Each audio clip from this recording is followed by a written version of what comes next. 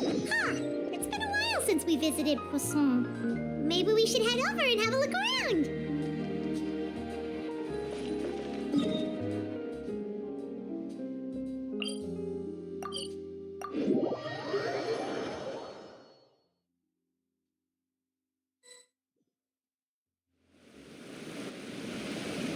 Hey, traveler, Paimon. Oh, Paimon knows that voice! Over here.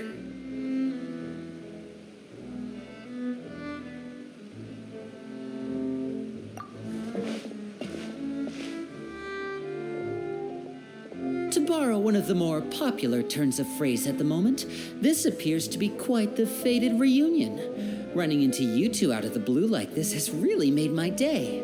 I certainly wasn't expecting it. You can say that again. What brings you to Poisson? Wait, Paimon's got it! You must be here for one of your magic shows, right? Actually, we've run into a bit of trouble on the home front, so Father arranged for us to stay in Poisson for the time being. Oh, are Lynette and Fremine here too? Yep, along with most of the other members of the House of the Hearth. You may have noticed Poisson seems a bit more crowded than usual. So you're saying nearly the entire organization has moved to Poisson? Sounds like you've run into way more than just a bit of trouble. What's really going on? Well... Since the two of you are so curious, perhaps I can fill in the gaps. You scared Paimon half to death! Father, you're here. You know... on second thought, maybe we don't need to know. It's all probably super confidential House of the Heart stuff, right? We totally weren't trying to pry or anything. No need to be nervous. I could sense your genuine concern from your conversation just now. Of course, I can also understand your confusion. Sending so many Fatui here to Poisson, it's only natural that some might suspect an ulterior motive to be involved. I understand. I'm well aware you've had your fair share of confrontations with the Fatui in the past, and I can't exactly guarantee that we'll remain on good terms in the future. As for right now, however, I would say we have little reason to be at odds, wouldn't you agree? The House of the Hearth could stand to be more open with those who have worked so closely with us in the past. As for the issue at hand, well, it hardly relates to any ulterior motive. To be frank, it all stems from a certain rumor circulating around the House of the Hearth. It's an internal matter. What sort of rumor? A rumor that a certain phantom child is hiding away in the House of the Hearth. A phantom child? Ooh, just hearing the name is giving Paimon the creeps. A spirit that should have long ceased to exist is lurking in the shadows of the House of the Hearth. So I decided to bring the children to Poisson before continuing to investigate the situation. I expect I should be able to track down the spirit fairly quickly. After that, it's just a matter of resolving the situation, if you will. It shouldn't be much trouble at all. If you're curious, or if you still have some concerns, it might be advisable to stick around for a few days. I'm sure the children would be exceedingly pleased to welcome some visitors. Lenny, I'll leave you to entertain our guests. I have some matters to attend to. Of course, Father.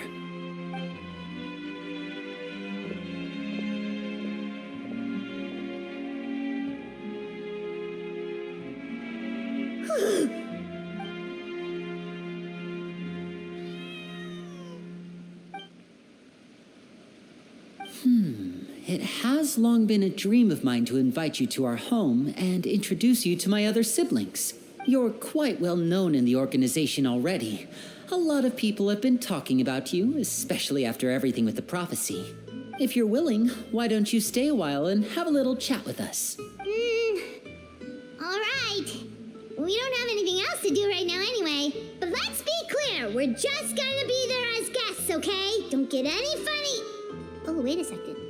For your guests, that probably means we'll be treated to lots of yummy food, right? Of course.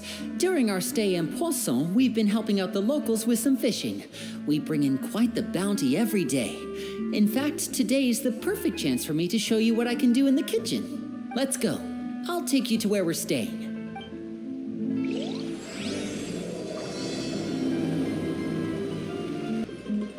We rented this house from one of the locals to use as a temporary base. I'll come back later and tidy up a bit. After that, it should be all ready for you to stay in tonight. Awesome, thanks! So, where are we off to now? Well, when I happened to run into you two earlier, I was actually in the middle of distributing some supplies. With this many people staying in Poisson, we have to bring in outside supplies every now and then. I should probably make sure the rest of these provisions get delivered. Otherwise, people might start to get antsy. Okay, we'll come with. There are all sorts of rumors about your organization floating around out there. Paimon's not sure if she could even take a wild guess as to what's true and what's not.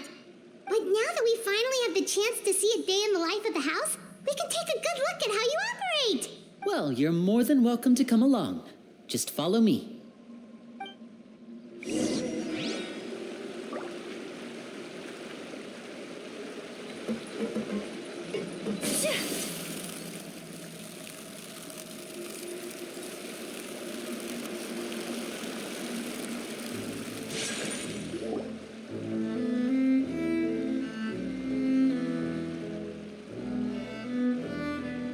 Linny, you're finally here. The supplies.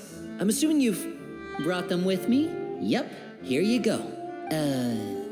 Hello? Something caught your eye? It's the Traveler in Paimon! No way! Come here, everyone! Hurry! The Traveler and Paimon are here! One at a time, please. Don't crowd around them all at once. We don't want to scare off our guests now, do we? Oh, it's all right. Gotta say, Paimon didn't realize we were this famous. Of course.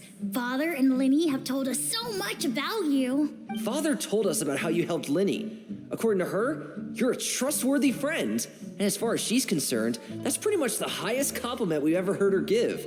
As you can imagine, everyone's been very curious about you. I heard the Traveler is so strong that she can move a mountain with her bare hands. I heard Paimon eats so much that she can clean out the entire pantry at Hotel Tabor in just 3 days. Wait a second! That's the rumor you heard about Paimon? Oh, not cool at all! Oh, wait. When guests visit, you're supposed to give them gifts and stuff, right? Oh, we don't need something like that. Besides, we don't have anything to give to you. Come on, we insist. I can give you some of my new potions. Just pick your poison. And by that, I mean medicine or actual poison. I've got both. Huh? Or maybe Shaplo can teach you guys about stealth. He's super good at it. He's never been caught. Ah, now that's not a bad idea. I know you usually prefer to fight head on, but it never hurts to expand your bag of tricks, right? When it comes to eliminating your enemies, staying quiet can go a long way. Trust me, I would know. I was poisoned not too long ago, and I'm still dealing with the after effects. So I'm not quite as good as I was before, but I can still give you some pointers. Wait. When you said gifts, I didn't think you meant poison and stealth tactics. But those are the best things we can give you. You don't like them? Ooh, how about this? Tell me the name of someone who really annoys you, and we'll teach him a lesson for you. All right, Fold, Selwar. I think that's enough suggestions for now. When it comes to being a good host, it's the thought that counts. You don't need a physical gift to make our guests happy. In fact, pestering them with suggestion after suggestion might make them more annoyed than anything. I would say your enthusiasm has certainly gotten across. Really? Awesome! It's been so long since we've had guests to play with. If there's anything you need, just let us know. Yeah, especially if it's poison or something. I've got all sorts of potions for that. Well, we'll talk to you all later. We've still got supplies to distribute. All right, see you later.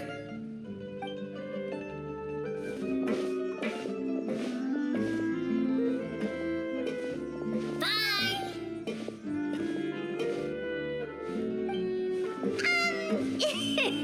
Lindy, about all that poison and stealth tactics talk just now.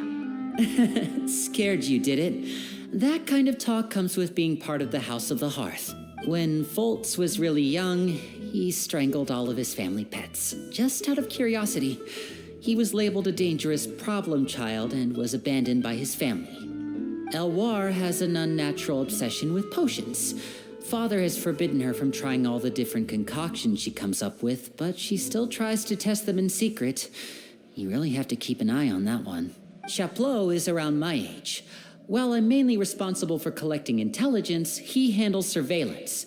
He's very passionate about his work and has no reservations about taking on some very difficult missions. I know you two probably aren't used to that kind of talk, but I can promise you they only had the best of intentions. Things like stealth tactics and developing different poisons, they really mean a lot to them. They were just trying to share the best of what they could offer, that's all.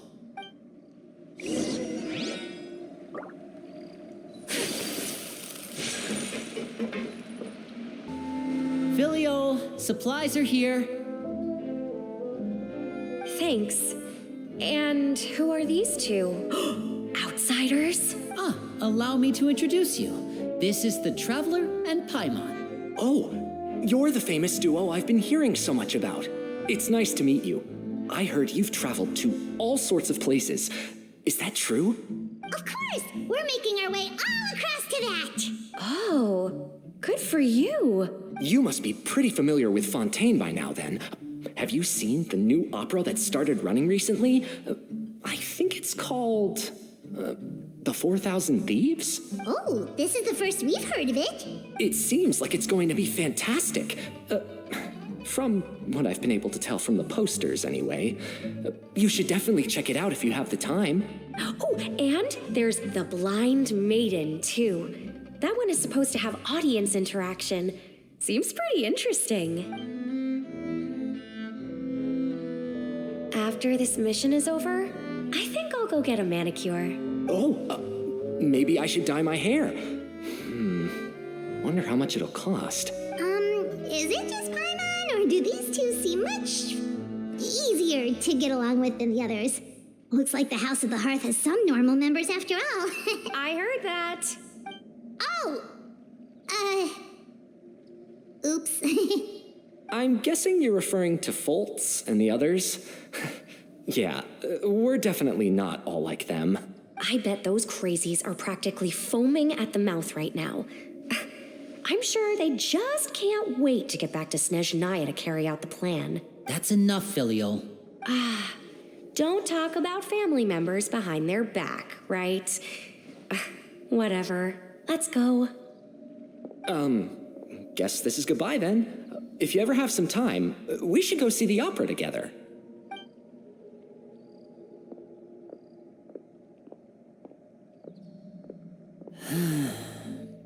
Well, that's it for the supplies. We should probably head back as well.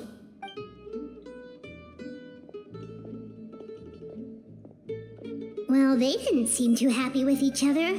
Seems like there could be something more going on here. You're right. We're only here as guests after all. Oh, Linny's getting super far ahead. Come on, let's catch up. So, what do you think of the members you've met so far? Well, Father is always encouraging us to be strong-willed and independent. So if there's one thing we've got, it's people who aren't afraid to speak their mind. Well, I should probably get cooking. Wanna join? Of course! Then let's head out and... Fremine, what are you doing here? Well, Fremine, nice to see you again! You too. I heard you're here as guests of House of the Hearth. Welcome. We were just going to make some food. Why don't you come along? I could use some help in the kitchen, and I seem to remember you mentioning you wanted to make seafood soup for the Traveler and Paimon. Seafood soup? Oh, Paimon's drooling already. Were you looking for something just now, Fremine? Maybe I can help. It's nothing. I just wanted to see if there were any extra supplies. Yeah, we've got some left over. What do you need? Some food and water. And some clean cloth, if possible. No problem. Give me a second here. Food, water... Wait a minute. What do you need all of those for? You're not on any missions as far as I'm aware, and you were just going to come eat with us. So what's this all about? I thought I'd grab an extra portion because I get hungry at night. Could be because I'm growing, and... Fremine, you remember what I told you? You're not like me. Your lying skills still need some work. Tell me what's going on. Is it really bad enough that you have to keep it from your own brother? Maybe it'll be better if we gave them some space. This is the first time I've seen that kind of look on your face. Whatever happened, does it have something to do with Father? Just follow me.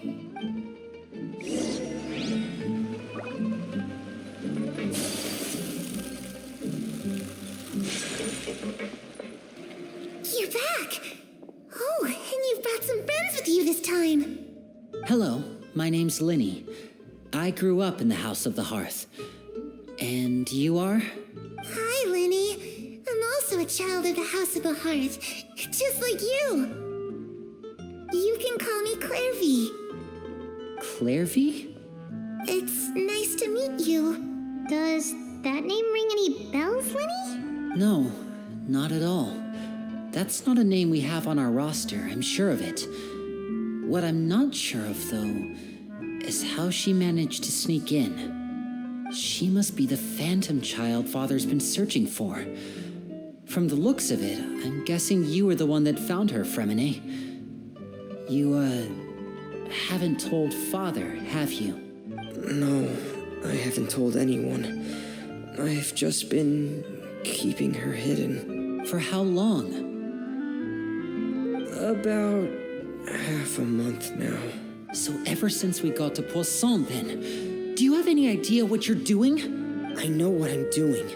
Really? Because from where I'm standing, it looks like you're hiding the very person Father has been trying to find. If Father finds out about this, everyone involved is going to be punished. You know the rules of the house, Fremine. I know you do. Father doesn't tolerate any form of betrayal. So why are you doing this? I've thought it through, and I just can't hand her over like that. Linny, don't you remember last year? Sheplo nearly died after getting poisoned during that one mission. He wasn't able to get back before the poison started taking effect, and not a single person was there to help him. That night, while I was sleeping, I heard a voice telling me to go save him. I opened my eyes, but I couldn't find the source of the voice. I thought maybe I was just hearing things, but I went to look for him anyway. Luckily, I got there with enough time to save his life. That feeling of being haunted, of hearing voices, it's happened many times in the House of the Hearth. I'm sure you've noticed. So what you're saying is, that was her? She was the one who spoke to you that night? Unless there are other spirits roaming around the House of the Hearth, I don't think there's any other possibility. If Clairvy were our enemy, it wouldn't matter whether she was a spirit or an actual child. I would have acted without a second thought, because that's what Father ordered us to do. But she's been living with us, helping us from the shadows all this time. I think that makes her family. I couldn't just hand her over to be dealt with. Not when there's so much we still don't know. So what's your plan then? You can't keep her here forever. Someone is bound to find out eventually. I haven't thought that far yet. I don't want to disobey an order from Father, but I also don't want to put Clairvy in danger. Come with me. There are a couple things I'd like to say to you in private.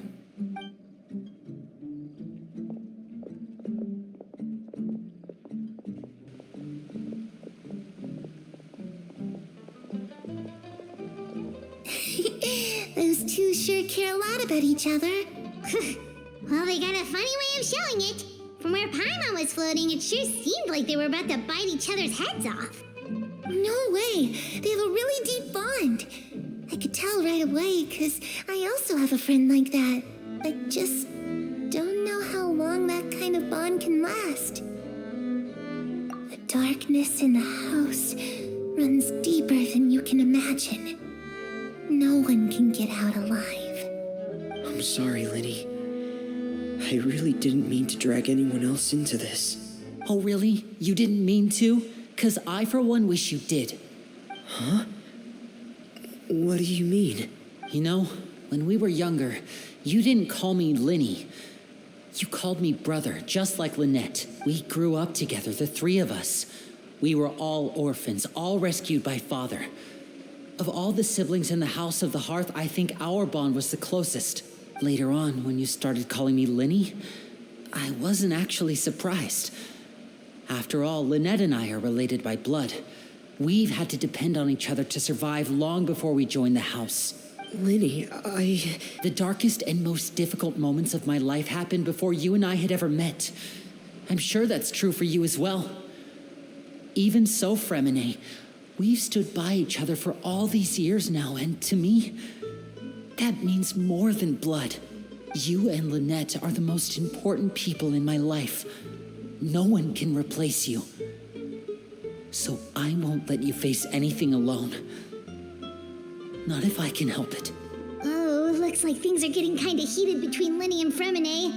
Maybe we should go check on them. Oh, it's raining. I should put my clothes away.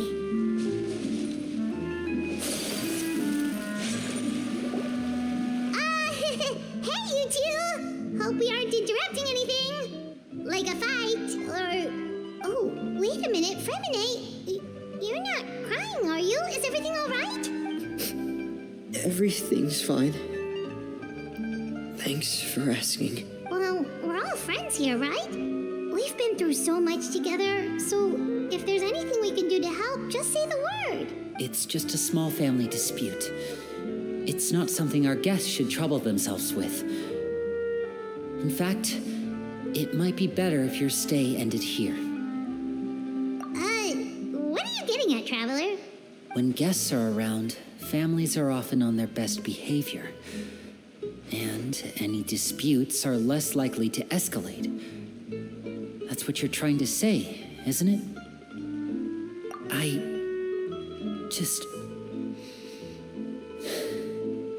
Thank you. I was really hoping to keep you out of it. But even if I could think of some other reason to turn you away, I'm not sure I could convince you. I know things could turn dangerous, so I promise you this. From now on, I'll protect you like my life depends on it.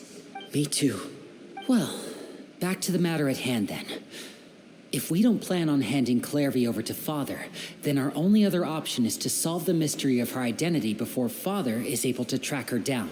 That means finding out where she came from and what she's doing here. Then we can send her on her merry way and pretend like none of this ever happened. I've tried that already. And? And nothing.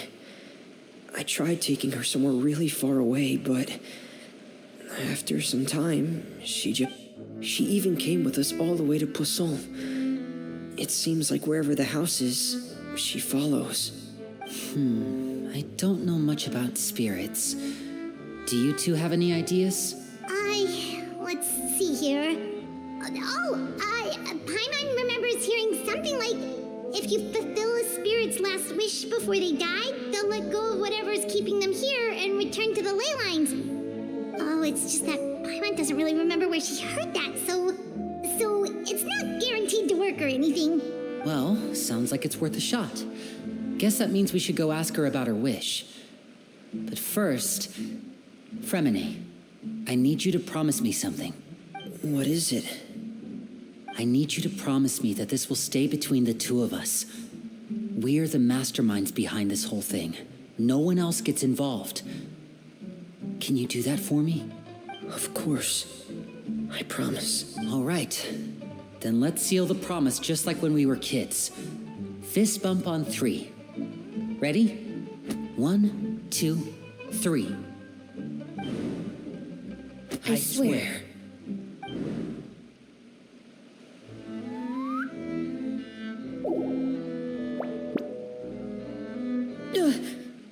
Whoa! Lynette! But what a surprise! What brings you here, dear sister? And, when exactly did you get here?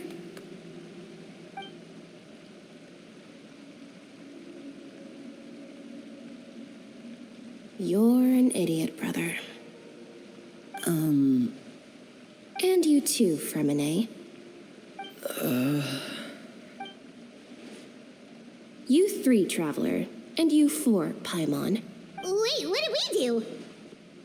I've seen Clairvy around the House of the Hearth before. I hadn't seen her in Poisson, so I figured she must not have come with us.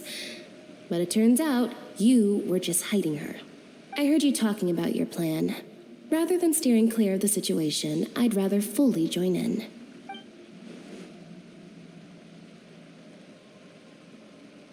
If you don't agree, I'll have no choice but to report everything back to Father. Simple as that. You're not giving us much wiggle room here, Lynette. Well, I guess we're all in this together then. After we talk to Clairvy, we'll figure out our next move. There's no time to lose. Let's go.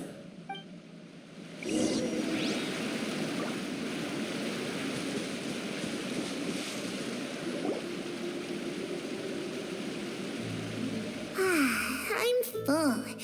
Thank you for bringing me this food, you guys. She said she's full, but the food doesn't look like it's even been touched. That's right. Based on what I've been able to observe, it doesn't seem like Clairvy can interact with the physical world at all. Still, when she's presented with food, she'll always linger around it for a good little while.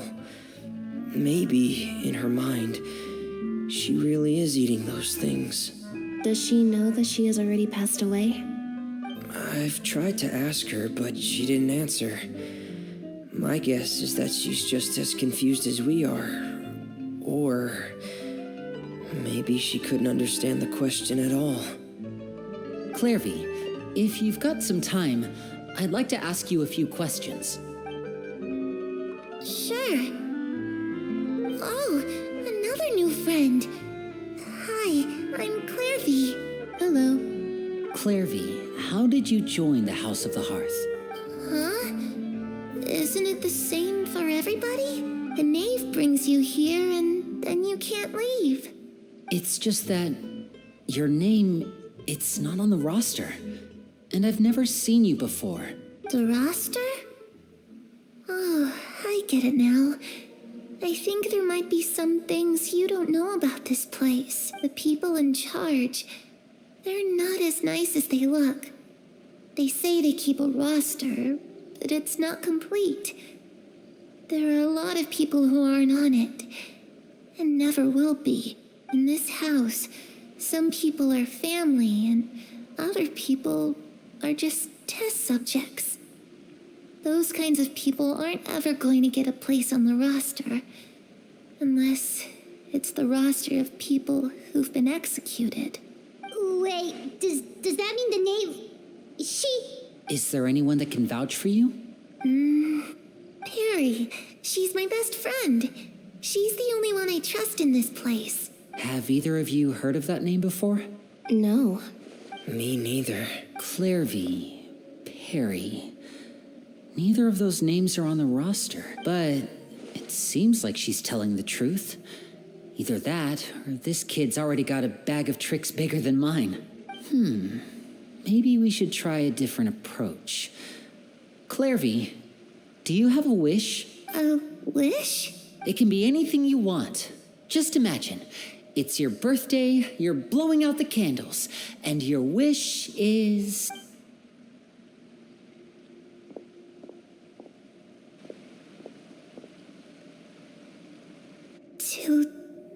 To go outside, where the sun can find me. That's it?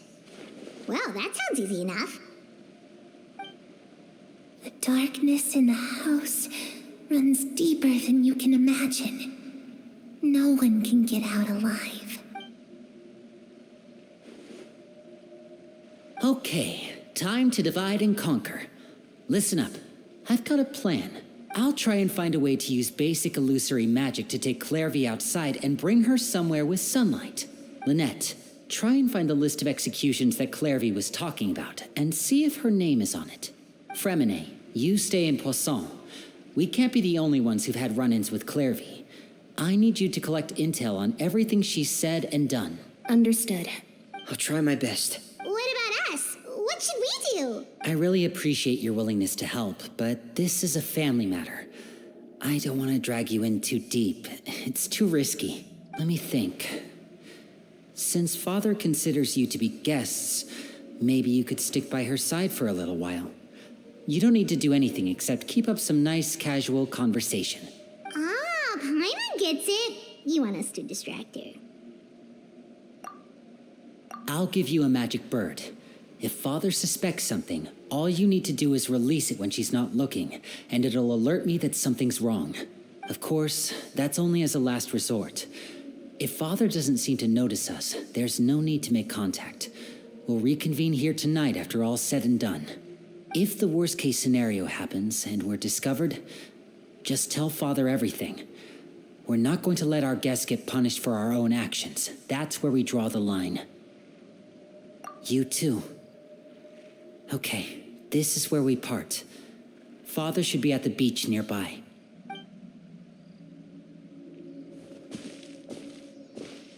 I really hope this goes well. No, it has to go well. That's the only way this can get resolved.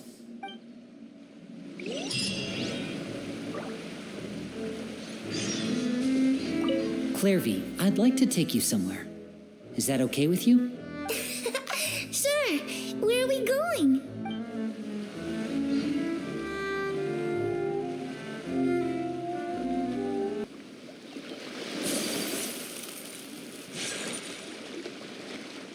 It's the knave and child. Hey, aren't you supposed to be in Snezhnaya recuperating? What are you still doing in Fontaine? Oh, it's you two. I didn't expect to run into you here. I was unconscious for quite a while after the fight in the Primordial Sea. After I woke up, I realized I was being taken back to Snezhnaya, and well, I couldn't have that now, could I? Not when I've still got unfinished business here in Fontaine. So, I mustered up all my strength and made the journey back on my own. What sort of unfinished business are we talking here? It has to do with Skirk, my master. I really wanted to meet up with her, but by the time I got back, she had already left. I still have so many questions for her. Without any other leads, all I could do was ask the knave to help me track her down. She must have left behind some traces from her time in Fontaine. Oh, okay, so have you found any clues? Unfortunately, no. While the House of the Hearth is adept at collecting all manner of intelligence, certain existences can still manage to escape our purview. Basically, unless Master feels there's a need to meet with me, she's not going to be found. But that problem has an easy fix. I just need to become stronger, and then... Paimon thinks you should focus on getting better first. The worst of it is over. It's all thanks to that one kid from the House of the Hearth. Elwar, I think her name was. She gave me a bunch of random potions to drink. They didn't go down easy, let me tell you. Pain and chills all over. But they really did help speed up my recovery. And that's good, because it looks like I really do have to head back this time. The old man's been putting the pressure on me. He sent someone to tell me I'm needed for some sort of project. Project Stuja? Yeah, that's the one. I heard Regrader's involved too. I'm not looking forward to having to listen to all his monologuing, that's for sure. Hey, maybe you could think of a way for me to stay in Fontaine for a little longer. Helping Linny and the others brush up on their fighting skills would be far more interesting. If you and I could spar, that would be even better. I've been waiting for a chance to see you go all out. And what a sweet little daydream that is. But I also have a role to play in all this. I'll be leaving Fontaine shortly as well. Besides, considering how little they see fit to step outside the homeland, being called on to return to Snezhnaya by such illustrious dignitaries, what a great honor. Wouldn't you agree? One I could do without, I'd say. Is it just Paimon? Or does it kind of seem like they're... So, dear guests of the House of the Hearth, to what do I owe the visit? We just... Right! We're super close to Linny and the others, but we still don't know much about you! Is that so? Introductions have already been made, have they not? Well, you see, there's only so much you can learn about someone from a short introduction. At least tell us something a little extra, like, why do you call yourself father? Good question. I'd also like to know. The fact that you have to ask tells me our intelligence work has been quite successful. Telling you the answer to that question would only serve to undermine that success. And we can't have that, now can we? Spoken like a true diplomat. That was some expert sidestepping right there. Well, if there's nothing else, I think I'll take my leave. I still have a small matter to resolve at home. Wait, don't go!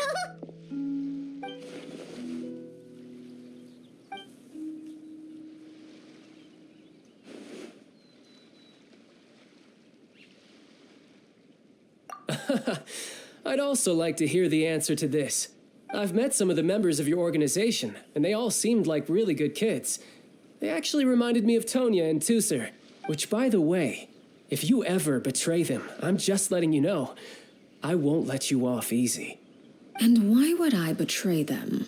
Well, you've already betrayed the House of the Hearth once, haven't you? At least, that's what I heard.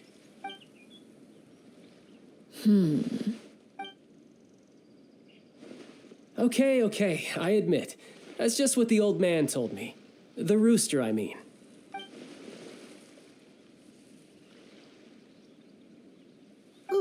Wait, did you really do something bad to those kids? Never mind what I've done. I'm more curious as to what the mighty rooster had to say. Care to enlighten me? Well, nothing much. Just some stuff about you taking out many other members of the House of the Hearth, and even going so far to attack your own family. I see. Oh, based on your reaction, I'm guessing it's all a bunch of lies. Hardly.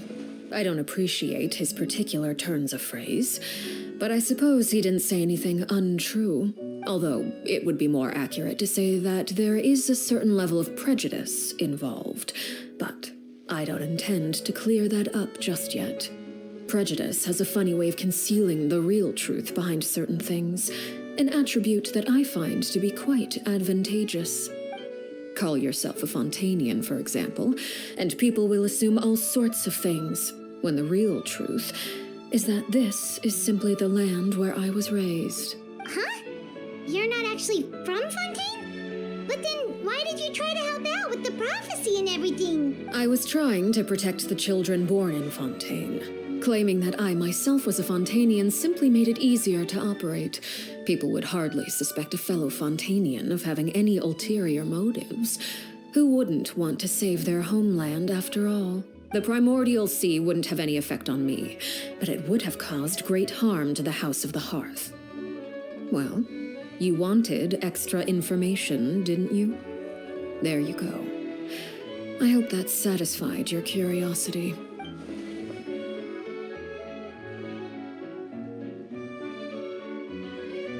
So, you stayed in Fontaine for the kids. I guess I was wrong to believe you'd betray them. Apologies. Looks like I was holding on to some prejudices myself. Good. Like I said, I like it when others have misconceptions of me. Actually, while I was recuperating at the House of the Hearth, there was something else that really caught my attention. I heard that members always resolve disputes and arguments with a friendly spar, and the loser has to back down. Seems pretty cool if you ask me. Would also give them plenty of opportunities to hone their skills. Well, that's only a recent development. In the past, such spars weren't nearly so friendly. The losing party would lose everything, including their life. They were that high stakes? Whew, at least that's not a thing anymore. Well, the current atmosphere's not half bad. I'm a bit jealous, actually. You've got so many family members around you, and you even get to live with them. Having a lot of family around means dealing with a considerable amount of bickering and scheming. Once Tonya and Tusser enter their rebellious phase, I'm sure you'll understand. Just imagine. Tusser becomes obsessed with plucking out strands from the rooster's mustache, or Tonya decides to dye her hair 42 different colors. Okay. I get the picture.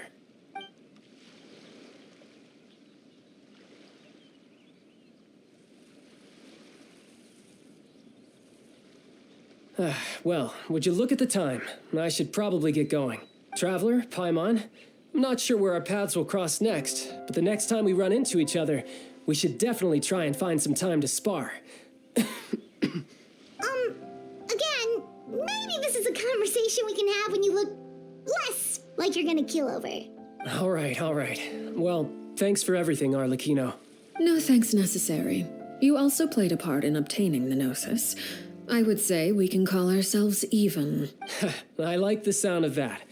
Well, I'm off. See you all some other time. We should probably get going too. Do you want to head back with us? Oh? You want me to leave so soon? Well, you see, I'm rather enjoying the evening breeze. If you don't mind, I think I'll stick around for a bit. I have some things to think about. Apologies for not attending to you like a proper host. Please forgive this slight. I do hope you'll have a pleasant stay. we managed to keep her distracted until nightfall. Good thing Child was there to keep the conversation going. You don't think she suspected anything, do you? Oh, I wonder if Liddy ran into any issues. Let's hurry back and see how everything went. Oh? You decided to stay a little longer? Let's take in the ocean view together, then.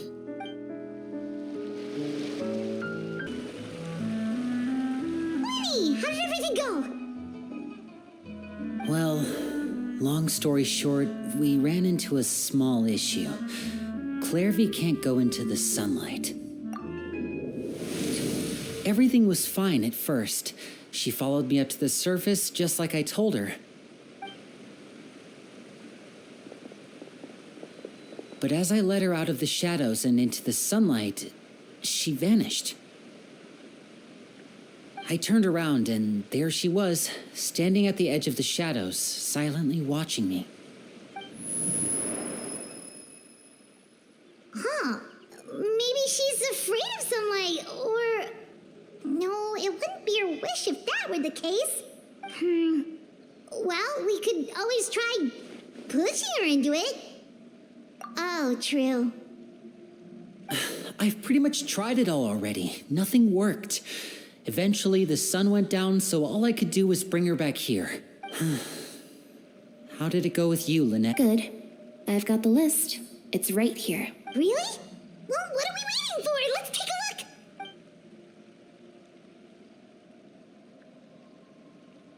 Oh, that's a lot of pages. Oh, it's gonna take forever to get through it all.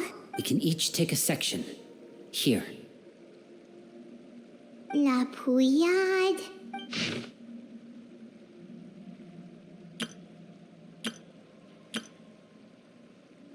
Oh, yikes.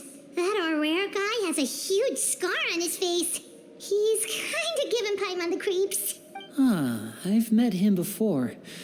The scar is from an injury he received during a mission. I still remember him joking with me about it. He said any future lover would take one look at him and then lose all interest. Did he say anything else? Well, I asked if there was someone he was interested in. He said no, and that's where our conversation ended.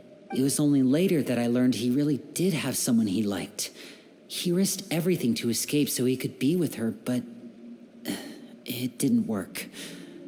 One day, Father asked to see him, and, well, I never saw him again after that. Wait, so that means the knave, It may seem cruel, but it's just one of the rules of the house. Betrayal is not to be taken lightly. We know too many secrets to come and go as we please. So, if you do try to leave, you pay with your life. Her name's not here, huh? Well, that's not too surprising. It doesn't seem like this list is complete. It only contains records dating back around 5 years. Let's shift our attention then. Fremine, were you able to find anything out? Fremine. Sorry. I was thinking about something. I managed to talk to quite a few people, but I couldn't help but notice that the atmosphere in the house was a little strange. Strange? Yeah, I mean, I know there have been arguments in the past, times when people haven't gotten along. Chaplot and Filiol are a good example of that. Oh, those are two of the people that we met while delivering supplies. Paimon can see how they might not get along. They had very different vibes, and their, interests seem to be pretty different as well. That's to be expected, actually. Father brought us all here, shared her knowledge with us, taught us how to fight. That's one thing we all share. But that's also where the similarities end. Not all of us feel the same desire to stay here. As members of the House of the Hearth, we're also considered part of the Fatui. And to a lot of people, that's an identity they never asked for. Certain members get older and realize they want something else for themselves.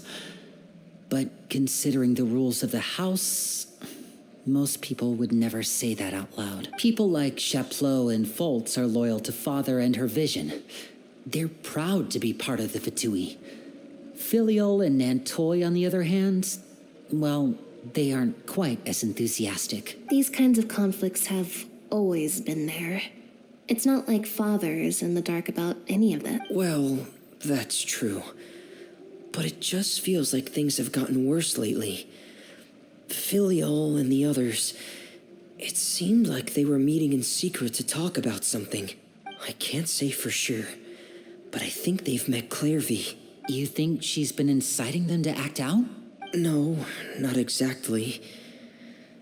But I wouldn't be surprised if she said something to them about the darkness in the house and how deep it runs. She's told me about it before. Experiments being run on children. People being used as pawns on the battlefield without so much as the strength to survive. And they just believed all that? Without any evidence? Clairvy's words probably gave them the excuse they were looking for. Whether they actually believe them to be true is secondary. This is all because of Project Stuja, isn't it? Whoa. Hold on a second. What's this Project Stuja all about, huh? This is the second time it's come up now. Sorry, but I'm not sure of the details either. I only know what Father has told us, which is that it's something the Rooster and Regrader have been working on together. Apparently, it has to do with the Fatui's strategic plan for the future. Because the House of the Hearth was so successful in obtaining the Gnosis, we now have the honor of playing a key role in Project Stuja. Wait, but isn't that a good thing? Key role is just another way of saying dangerous role. To us, the whole thing is an inconvenience. Father thinks so too, but she's in no position to refuse. Their plan isn't exactly unreasonable, and they've been funneling the house a lot of funding. It's just that we'll lose a lot of members in the process. Participating in the plan, it's an honor in name only. What they're really trying to do is subdue us. The existence of an intelligence organization outside their control makes them feel uneasy.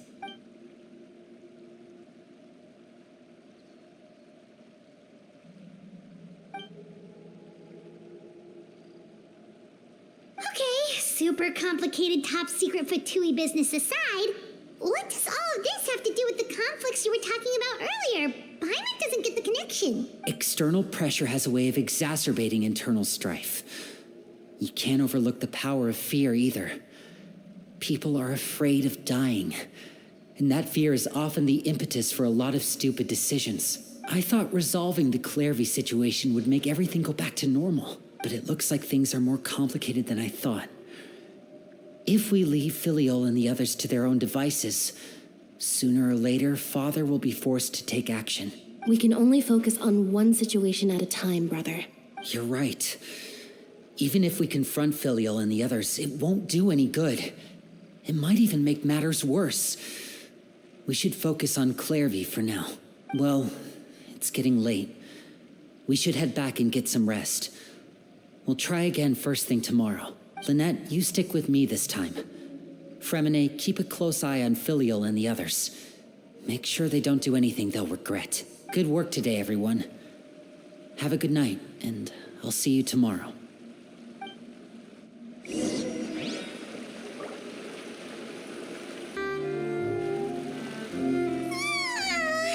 Oh, I'm always looking forward to an early night, but she can't sleep at all. Hey, you don't think the knave will be too angry with Linny and everyone if she finds out about all this, do you? She's even scary when she smiles. If she were to actually get angry... Ooh, you have to protect Paimon if that happens, okay, Traveler? Trust is ever, Traveler. Look! Look over there! Quick, let's catch up with her before anyone sees.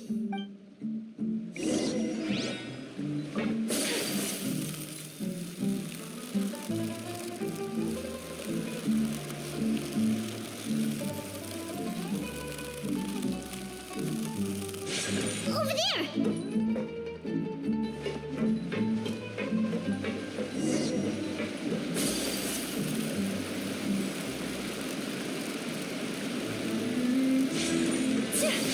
Oh, where is she going? Oh, if someone sees her, we're toast.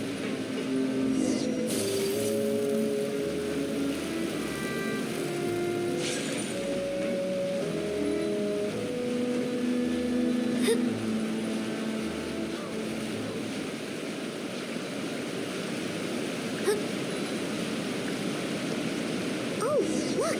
She stopped!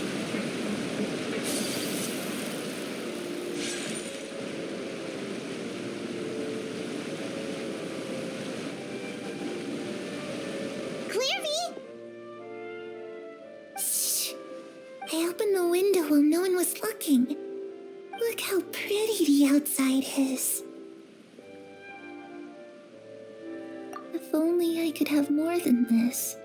You probably think I'm being silly, huh? All this hopeless resisting.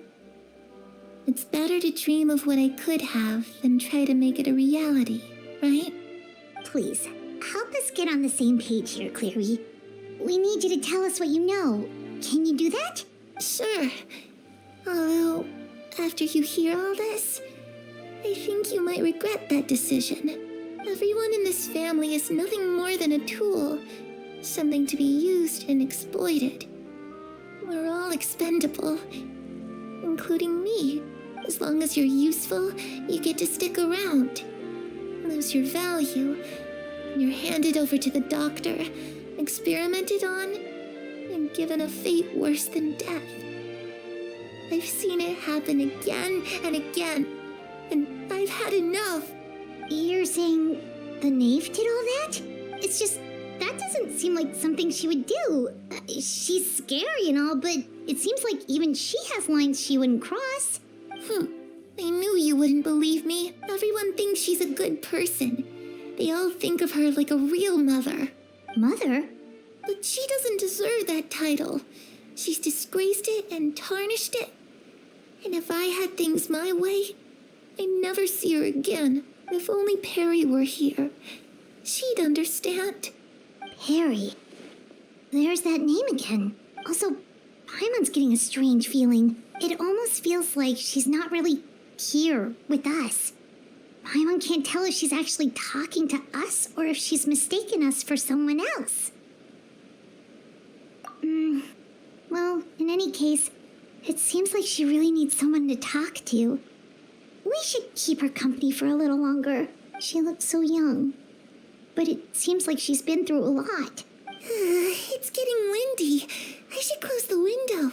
Ooh, look at the moon. Isn't it pretty? Hey, wanna hear a secret? I heard that if you look up at the night sky in Snezhnaya, you can see the aurora. It's supposed to be super pretty.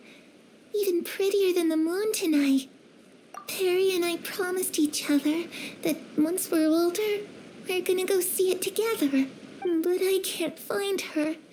I'm worried she's also been... No, that wouldn't happen to her. She's special. Mother likes her a lot. We should really go talk to Mother, but we just fought. She doesn't want to see me, and I'm too scared to face her. What should I do?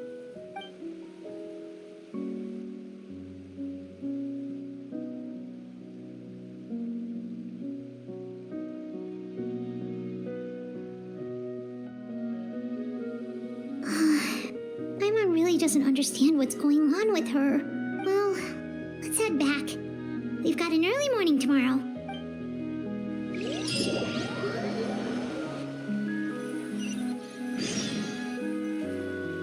All right, looks like we're all here. Let's go ahead with the plan. Oh? What is it? What makes you ask that? Well, we kinda ran into Clairvy last night, and that's what she told us. We met the doctor back in Sumeru. He's super dangerous, and he's done all sorts of bad things. It's possible that Father and the Doctor have had certain dealings, but I don't think Father would work with him. We're not really on the same side, so there's not a lot of trust between them. That doesn't exactly set the stage for a successful partnership. I did hear, though, that when Father first became a Harbinger, the Doctor offered to work with the House of the Hearth. Father rejected most of his proposals, except for one. It had to do with some sort of secret experiment. Secret experiment? Could that be what Clairvy was talking about? I don't think so. I don't know any details about the experiment itself, but I do know it's an entirely independent operation. The Doctor only proposed a direction for the research. That was the extent of his involvement. I still don't think that counts as working together. The details of the experiment are confidential, but complete records are kept on all participants. That doesn't seem to be the case with the situation Clairvy referred to. I know you don't agree with some of the Fatui's methods, and I'm not asking you to. But I am asking you to trust us on this. The House of the Hearth has its own principles. There are certain lines we're not willing to cross. Alright, that's good to hear at least. Clairvy seems to think the Knave and the Doctor worked together to do something horrible. If that turned out to be true, Paimon doesn't know how he would even face you guys. It's just that it doesn't seem like Clairvy is lying either. The easiest thing to do would be just ask the Knave directly, but Paimon doesn't think she'd tell us. Father didn't come back last night. She's probably still near the shore. We'll be counting on you to distract her. Lynette, you're with me. Fremine, you know what to do. Be on your guard, everyone. All right, let's get to it.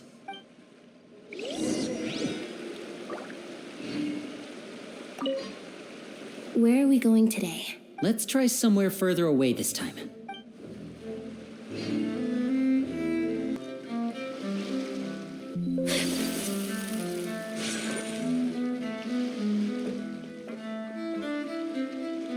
Oh, it's you two again. I must say, you look a bit pale. Did you have trouble sleeping last night? A little. Perhaps if you had less on your mind, you'd be able to absolve yourself of such troubles. So what are you planning to do now? Catch up on some sleep? Or should I give you some time to rack your brain for a topic to discuss before I ask any questions? Although I must profess to being curious. Without Child here, how do you plan on distracting me? Us? Distract you? A good one. But no, we were just here for a chat. Looks like you could have used some extra time to think. No matter. If you don't have any other plans, why don't you accompany me somewhere? Don't worry. I'll be sure to steer clear of any scheming children. The ocean breeze is sure nice today. Children always think they can hide things from the grown-ups, but nothing gets past me. Least of all a little scheming. I think I'll let them have at it for a little longer. I can be very patient. Well, I'll leave you to think things over. If you're so inclined, meet me outside the Palais Mermonia. Good things come to children who do as they're told. So I do hope you decide to tag along, if only for your friends' sakes.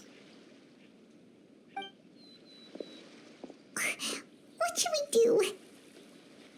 She clearly knows about everything we've been doing, and Paimon doesn't think it'd be a stretch to say she was threatening us just now.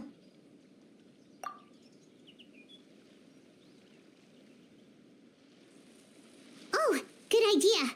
Hopefully he sees it in time. Well, we should probably head to the Palais Mermonia. Paimon doesn't want to find out what happens if we don't show up. Based on what the knave was saying just now, it sure didn't seem like it'd be anything good. Okay, then we probably shouldn't keep her waiting. It seems like Linny and the others are on thin ice, so let's do our best to not get them in any more trouble.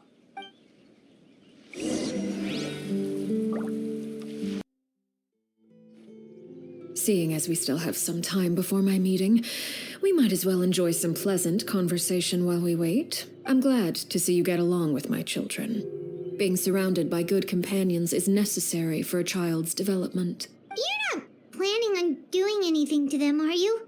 I assume you're referring to Linny, Lynette, and Fremine, although there's that situation with Filial and Nentoy as well. It appears quite a few people have been acting out lately. No matter. I'm not one to discriminate. All those who betray the house meet the same fate. There are no exceptions. Does that mean you're going to kill them? Oh, are you here to beg for their lives? I'm sorry to disappoint, but the rules of the house change for no one. In my organization, everyone is responsible for their own actions. But don't you care about them at all? They really respect you. They even call you father. You must feel something for them. Any organization in which feelings come before principles is one destined for ruin. The House of the Hearth is hardly an exception. You could say our principles are more stringent than most. Perhaps I can offer you this consolation at least. As our guests, you two will not be held accountable along with them. I would imagine Linny, Lynette, and Fremine will be able to keep their lives. As for Filial, Nentoy, and the others, I'm afraid there's little I can do. They can try to escape, but once you know our secrets, there's no getting out alive. But that's awful. Ah, you seem concerned. Out of consideration for my guests, I suppose I could turn a blind eye for a little longer. If Linny and the others manage to dispose of Clairvy in the meantime, all evidence of their wrongdoing will be lost. In that case, I could hardly punish them for something I couldn't prove. If their efforts are unsuccessful, on the other hand, all will be held accountable, and the punishment will be severe. Of course. Oh, and here, I believe this belongs to you. Do try and keep better track of it next time. It takes a considerable amount of time to train a bird like this.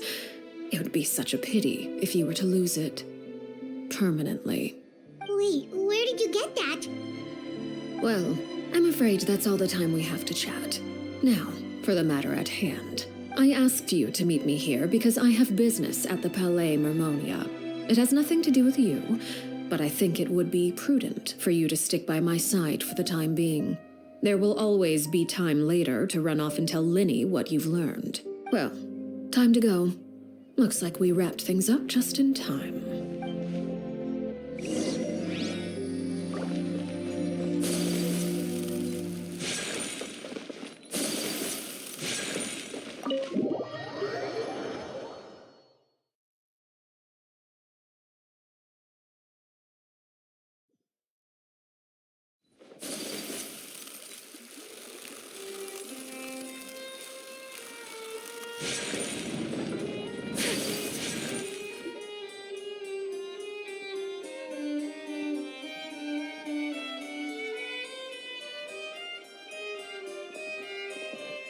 It's been a while, Monsieur Neuvillette.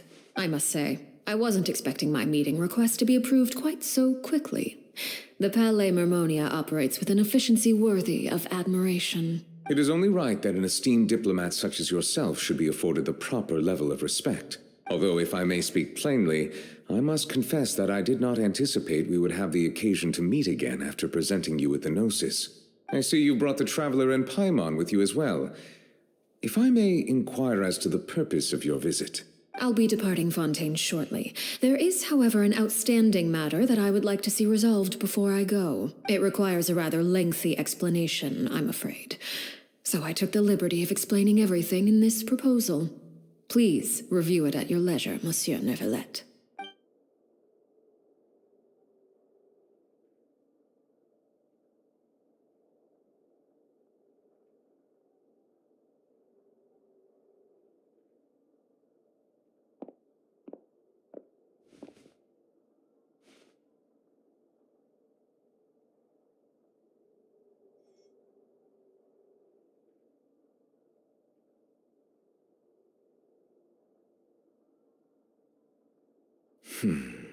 I understand your request. However, at the risk of causing offense, I must admit that I fail to see why you would wish for such a thing.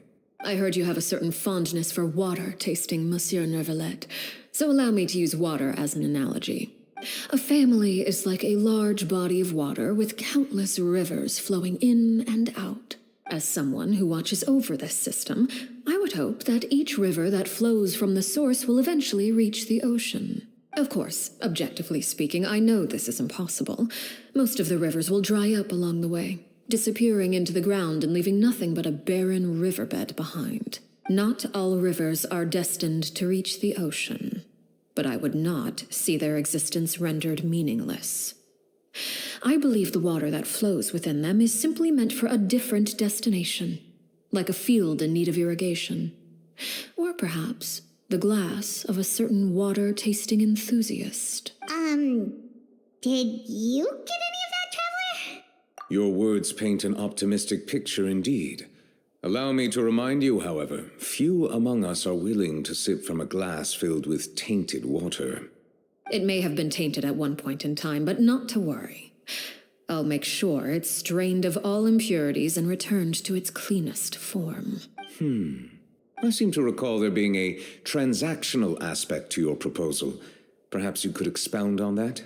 If you accept my proposal, Monsieur Neuvillette, I will gradually withdraw my forces from Fontaine, and, unless absolutely necessary, I will no longer carry out any special missions within Fontaine. I presume I can take your words to mean that, in the future, cases similar to the Tartuffe assassination will cease to cross my desk? Tartuffe? Ah, that thief who embezzled funds from all those charities, you mean? My deepest condolences to his family, but without any evidence, I cannot imagine how the House of the Hearth might have been involved in his passing. Of course, if you accept my proposal, Monsieur Neuvillette, I'm sure certain measures could be taken to reduce the frequency of such troubles. You choose your words carefully indeed. In that case, I am inclined to accept your proposal. My thanks for your generosity, Monsieur Neuvillette. Well, with that settled, we should be going now. I took the liberty of bringing along 2 bottles of spring water from Snezhnaya for you to enjoy. I do hope I get the chance to hear your impressions.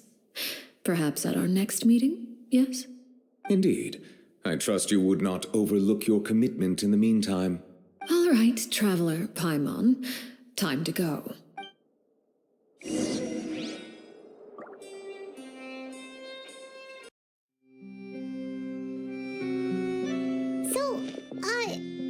What exactly were you talking about back there? Paimon only heard you mention some rivers, a large body of water, and then some kind of irrigation scheme. You really want to know?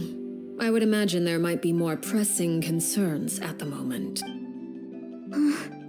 Winnie, Paimon really hopes everything's going okay.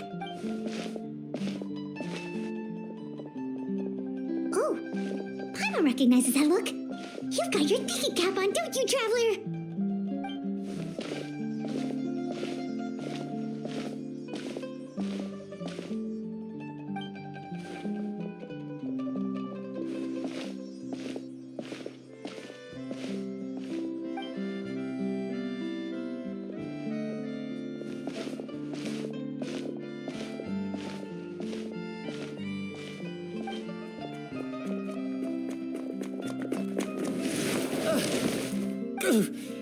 Oh, shoot.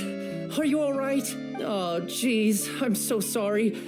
I was so focused on selling these papers, I wasn't looking where I was going. Well, let me make it up to you at least. Here, take this paper. On the house.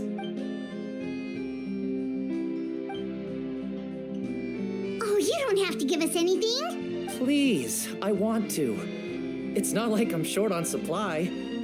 All the extras will be useless come tomorrow anyway. It's my fault, really. I was just trying to bring home some extra mora for the family, but I bit off more than I can chew. I haven't had many takers today, so I'm still swimming in papers. What's going on here? Nothing much. I just ran into your friend here on accident. I should probably get going, actually, so... Hold on. Of course, I'm happy to compensate you with mora, it's just... I don't have any on me at the moment. I'll take 3 papers. Here, your payment. Oh, thank you for your patronage. May the Archons bless you with good fortune. If only I had the chance to run into such generous customers every day. I should probably just take on a smaller inventory though, right?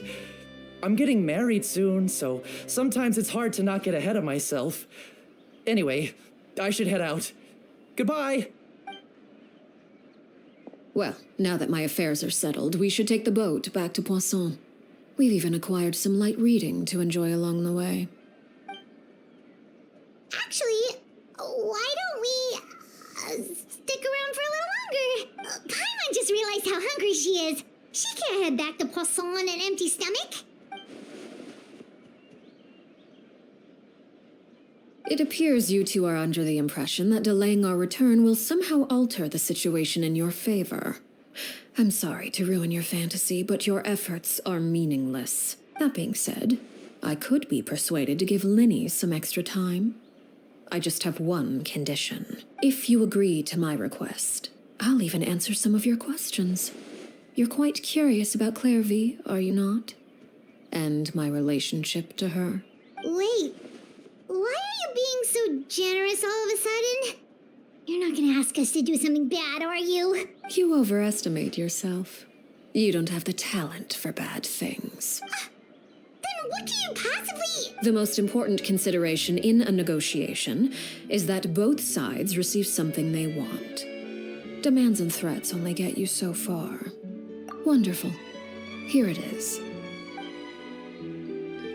When the time comes, make the choice that you deem most appropriate in the situation, and lend your help to the House of the Hearth. Okay, sounds normal enough. But what do you mean, when the time comes? When is that supposed to be? That is for you to decide. Then we have a deal. Follow me.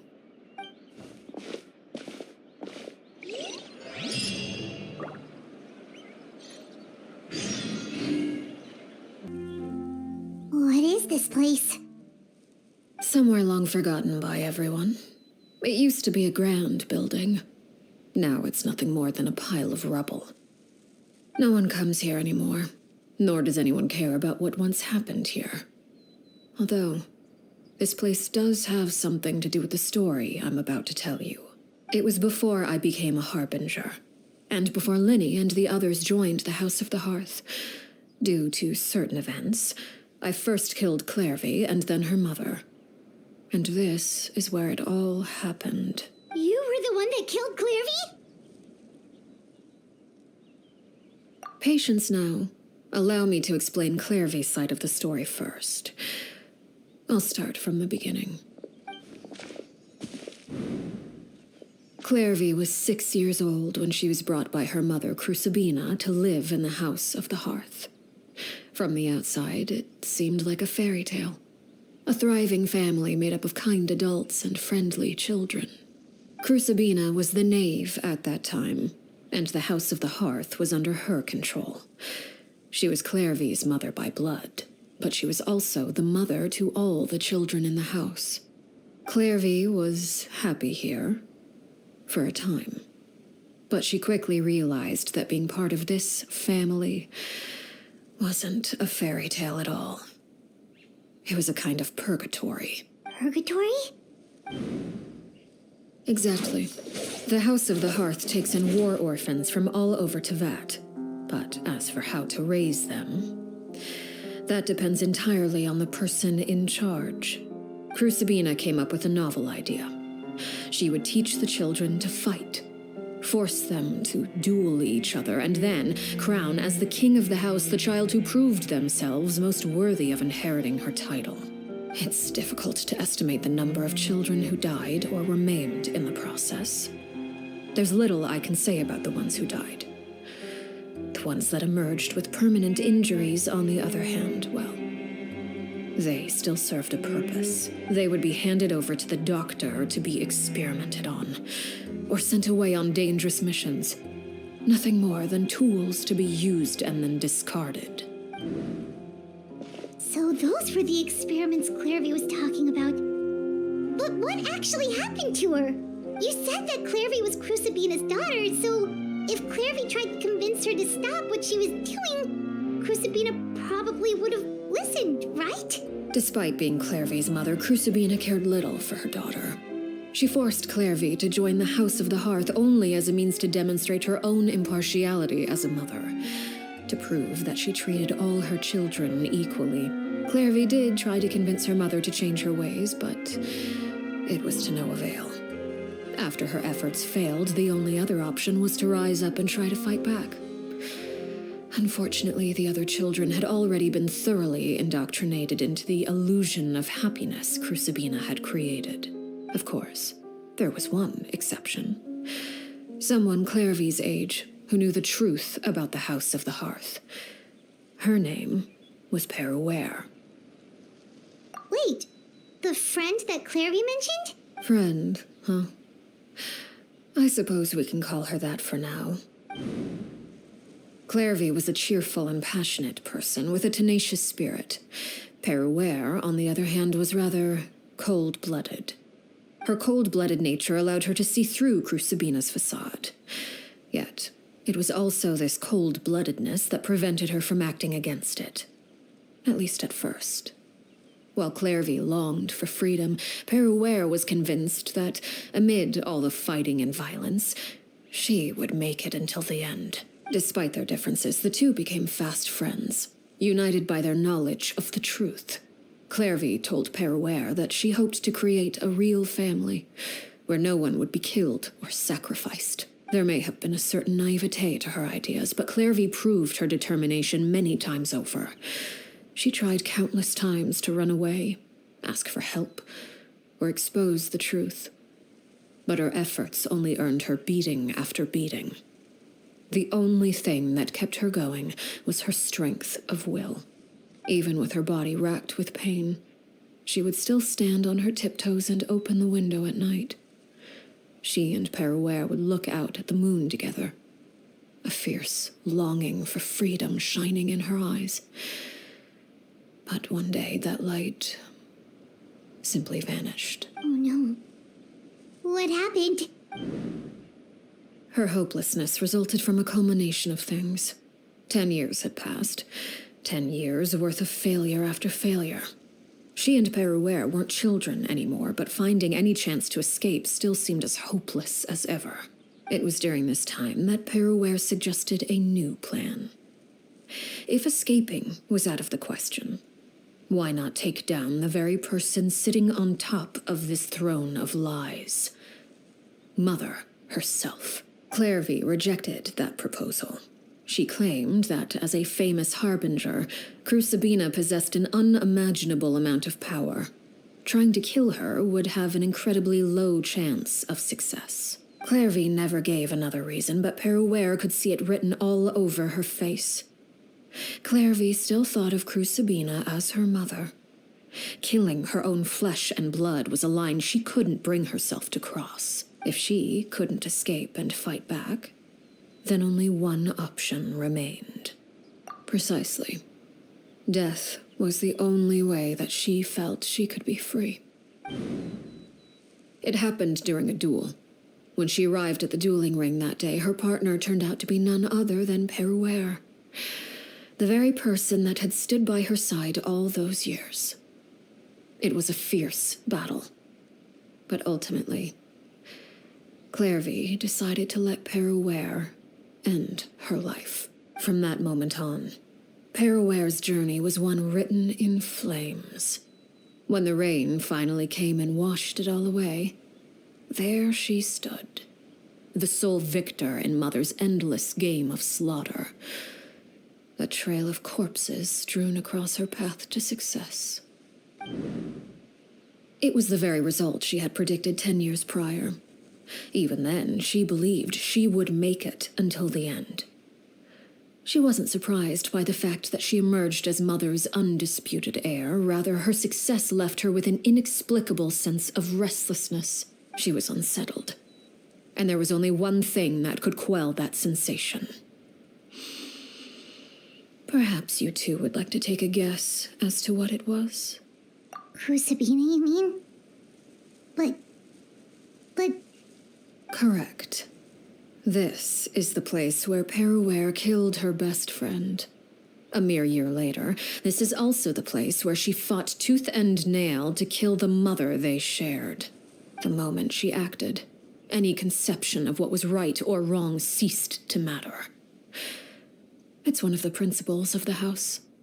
Only those who survive get to write the rules. Perouer won the battle, and became a harbinger herself. After which Her Majesty, the Tsaritsa, bestowed upon her a new name. Arlecchino. So the Perry Clairvy was talking about... It was you all along. You're Perouer. Arlecchino is just a name you got later. I left that name behind long ago. I must say, hearing it now does bring back memories. After I defeated Crucibina, the moniker of Mother died with her. I chose to forego the title she called herself and even chose to give up my own name. I rebuilt the House of the Hearth under a new identity. Not only as Arlecchino, but as father. And that is where the story ends. Any more questions? Yeah. Based on what you just told us, Clairvy wasn't a little kid when she was killed. So the Clairvy we met... Was she really a spirit at all? I suppose you could call her an illusion born of flame. Her existence is like ashes to a fire. Something left over in the wake of blaze and ruin.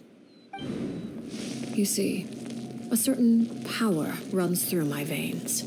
It's not unlike a curse. My flames leave behind shadows of anything they consume.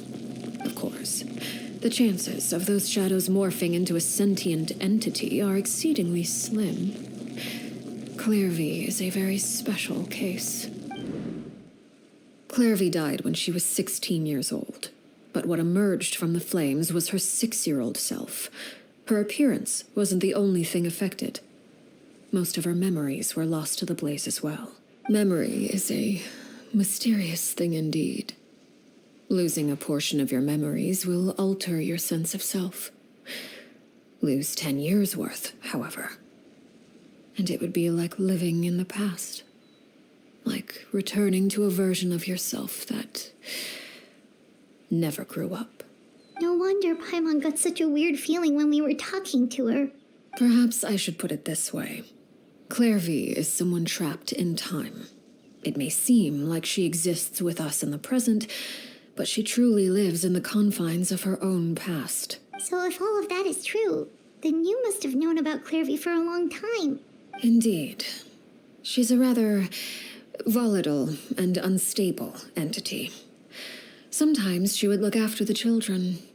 She's even saved some of their lives. But other times, she would hide from me and become obsessed with revealing the truth about the house to anyone who will listen. Shadows don't have the capacity to learn or grow. Any new information they encounter is quickly forgotten over time. Your attempts to expose Clairvy to sunlight. They failed, yes. The reason is actually quite simple.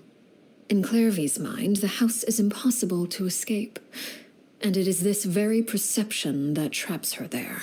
But No matter. All I have to do is kill her again, and all will be resolved. I don't anticipate so much as a single speck of ash will be left behind this time. Wait!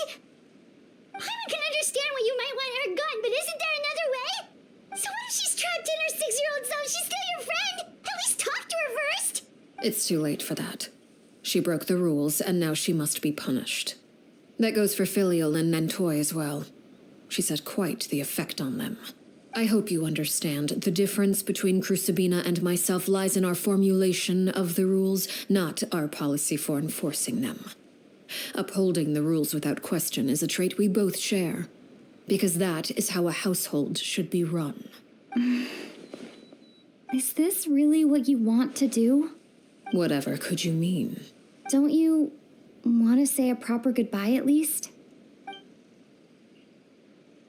Whether as a killer or as a father, there are two things that must be avoided at all costs: anger and sorrow. Anger makes you impulsive. Sorrow causes you to waver. Well, it appears it's about time to proceed. Before we arrived, I told some of my well-behaved children to bring our troublemakers here by nightfall. I do believe I've kept my end of the deal. I give your friends quite a bit more time. As for what happens now, we'll just have to wait and see.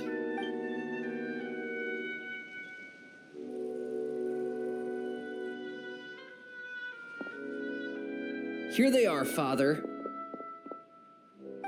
You gonna execute him? Seeing something like that would actually be a first for me. Lenny! I'm sorry. I heard about how you helped buy us more time, but I still failed. I couldn't find a way to fulfill her wish. Huh? Are you... Perry? Indeed, it's been a while, Clairvy. Perry! Shh, stay right there. I'm sorry to postpone our reunion, but first I believe certain scores need settling.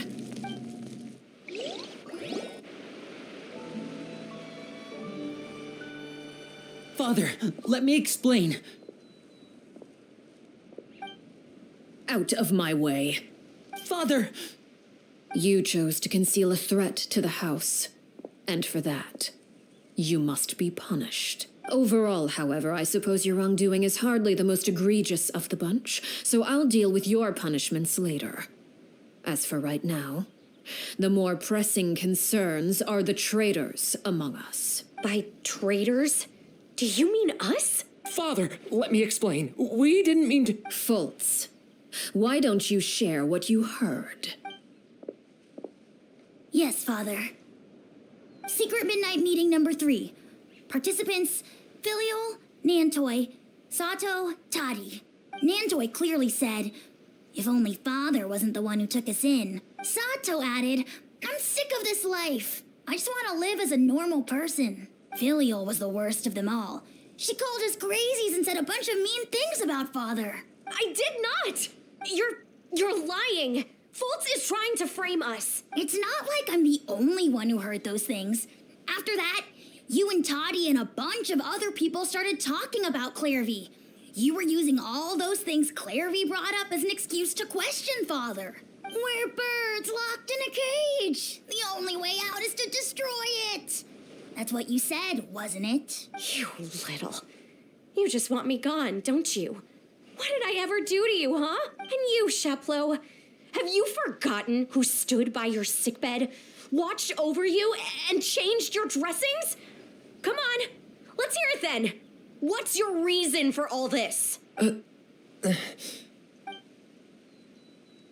You're wrong, Filial. We don't want you to die. You're our family. Liar. You wouldn't be doing this if that were the case.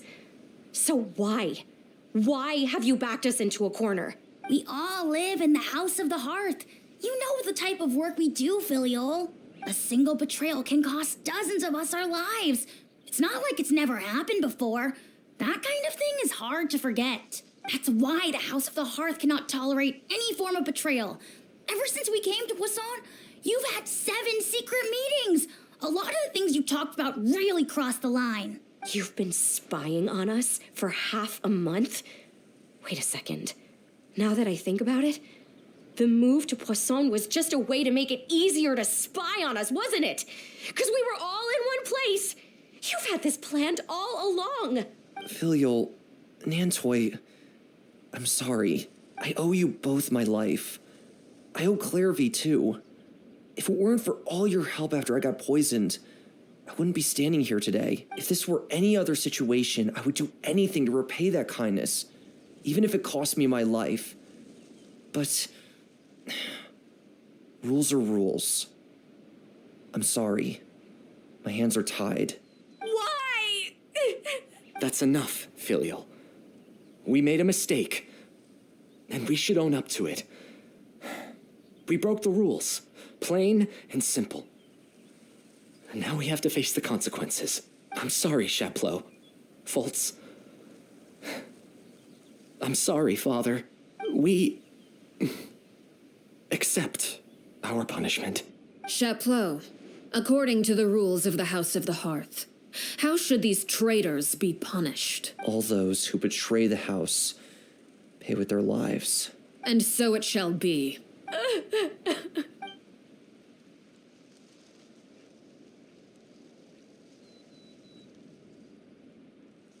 Father, please wait!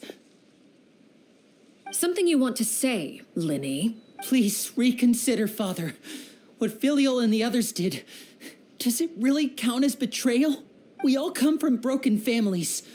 From the very first day we joined the House of the Hearth, we wanted nothing more than to make it a real home. But the truth is, none of us know what a real home should look like. I'm not saying I have all the answers. All I know is this. Killing Filial and the others may uphold the rules, but doing so will only bring us further away from being a real family than we've ever been. So please, Father, please reconsider. I agree with Linny. Father, please. Linny, you... I also agree with Linny. An order once given cannot be rescinded. However, given the extent of your determination, I suppose we shall have to go about this a different way. Draw your weapons and face me. Our weapons? Father, are you referring to a duel? Precisely. The rules of the house will not be altered. Traitors must be punished.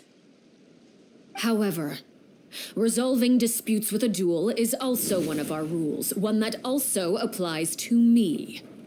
Demonstrate a sufficient showing of strength, and I shall offer a concession. Wait. Bede. Father in a duel? Impossible. Father is way too strong, even for Linny.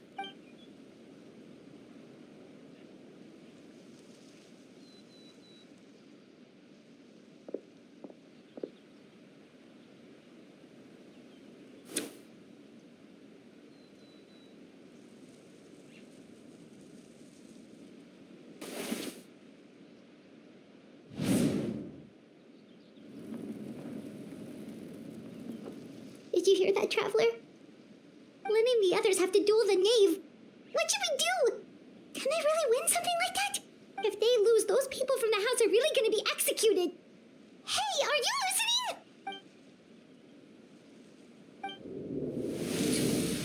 Don't you want to say a proper goodbye at least? Anger makes you impulsive. Sorrow causes you to waver.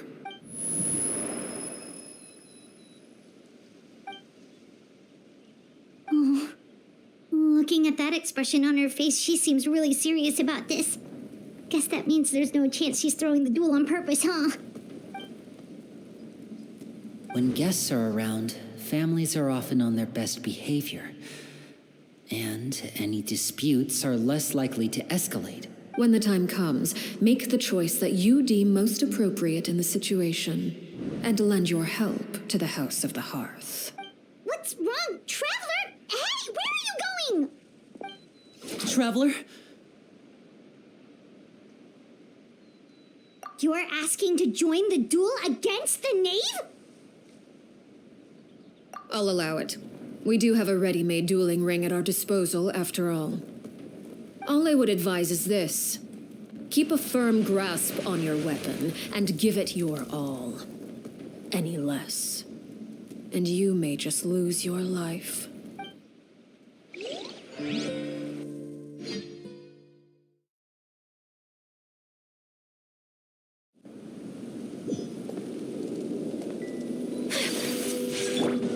Strike a pose! One with nature. Closer now. Fallen leaves. Adorn my... Is it my turn now? My apologies. And voila! Now that's more like it. With the fall of darkness, destruction shall rise. Have a taste of purgatory. Hang in there. With these rising flames. Go, Barbara, go! Yoo-hoo! How amusing.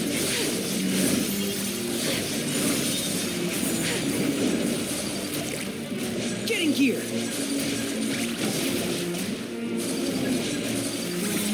The countdown has begun. Like a fly tangled in a web. Pardon my... Who's next? With these rising flames, now's our chance.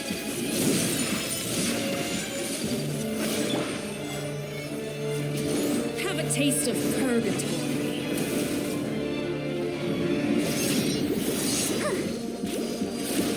Is it my turn now? Over here! You've proven to be a worthy opponent after all. Not bad. Shower me with praise! You've proven to be a worthy opponent after all. Into the wind.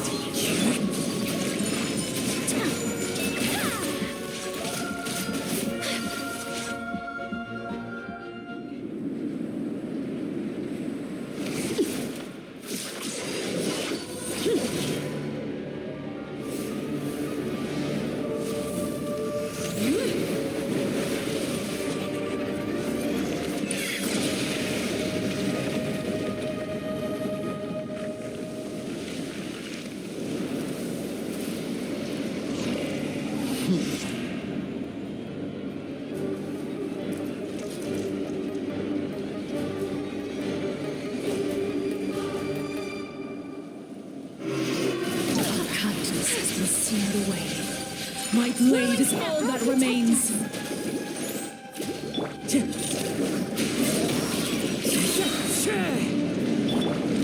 Strike a pose! Let my name echo!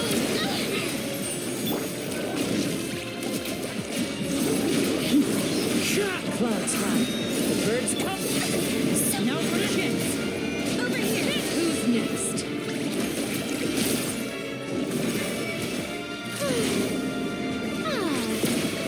Let's call a ceasefire!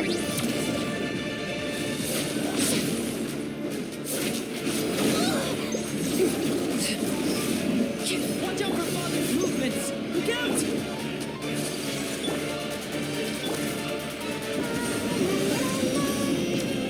The sun and moon have set. Only ruin remains. All hope has been extinguished. Now's our chance. Over here!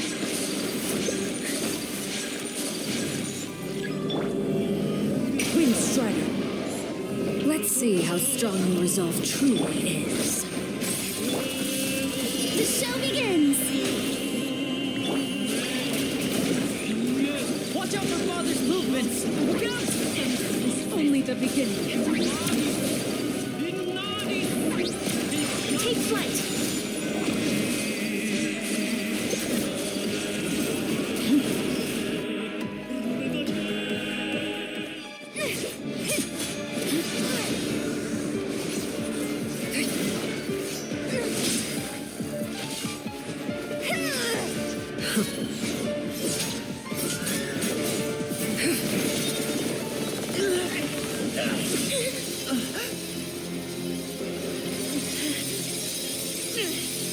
You should know better than to crowd in one place.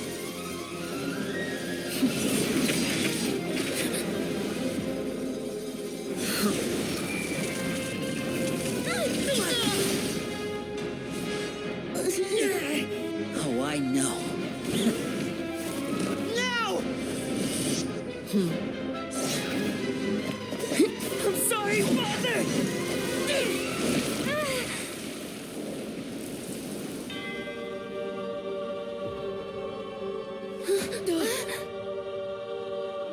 Sorry for what? This pitiful excuse for an attack.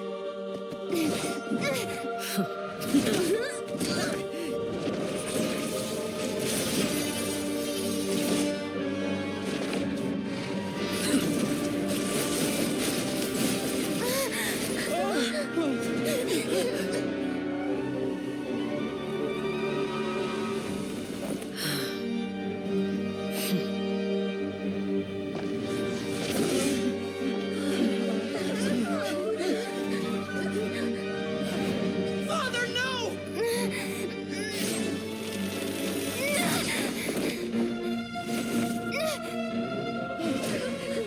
Made it out, did you? You're stronger than I expected.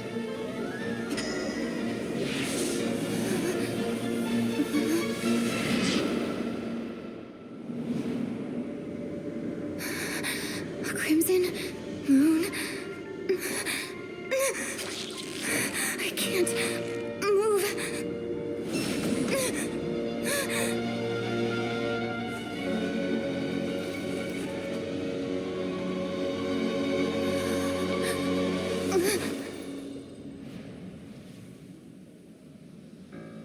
Still, not strong enough to beat me.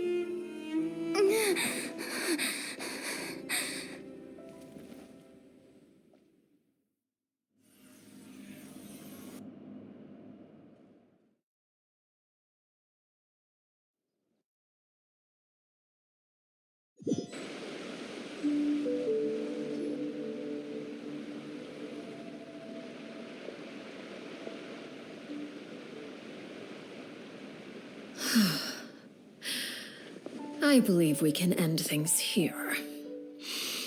It's not often that we get to enjoy the company of guests, after all. We wouldn't want things to get too out of hand. Brother, are you all right? Linny, given that I am the victor of this duel, as agreed, the punishment stands. No! I never thought things would end like this. However, everyone involved in the duel demonstrated a remarkable level of strength and determination. In light of this, I'm prepared to change the method of execution. Elwar, the bottled flames I gave you for safekeeping. Do you still have them? Yes? I wasn't sure what they were for, but I've kept them super safe. I didn't lose a single one. Wonderful. Then, in just a moment, I'll have you administer them. Bottled flames? Indeed. They're the product of a secret experiment. Under certain special circumstances, flames can be extracted from my person and preserved. Once ingested, searing pain will spread across every inch of your body. No harm will come to you physically, but your memories will be burned away. If you can withstand the pain. When you awake, you'll have forgotten everything you know about the House of the Hearth, and will be expelled from the organization. In other words, administering this concoction will kill the version of you that grew up in the house, and give you a new identity.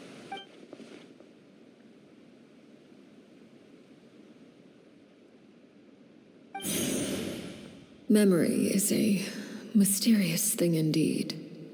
Losing a portion of your memories will alter your sense of self.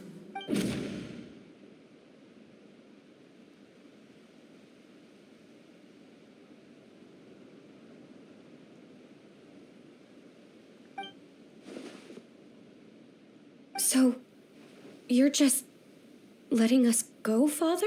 You misunderstand. Memories are extremely important. Once consumed by flame, the version of you standing before me will die, and our secrets will die with you. So no, I don't intend to just let you go, because the person who survives will be nothing but a stranger.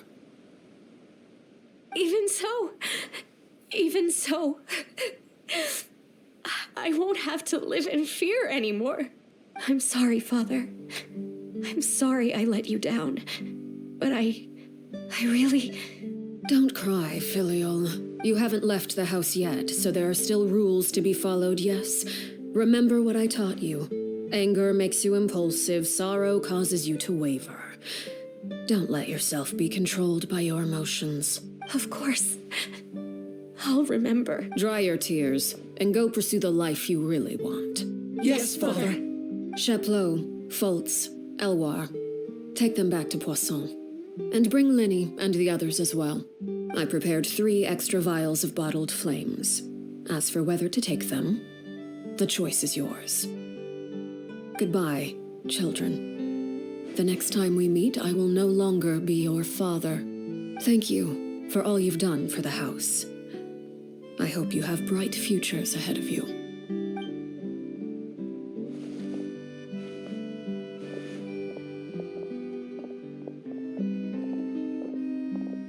Father. Let's go.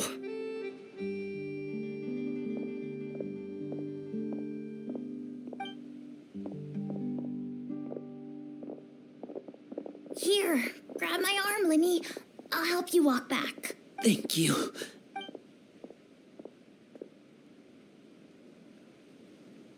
Clairvy.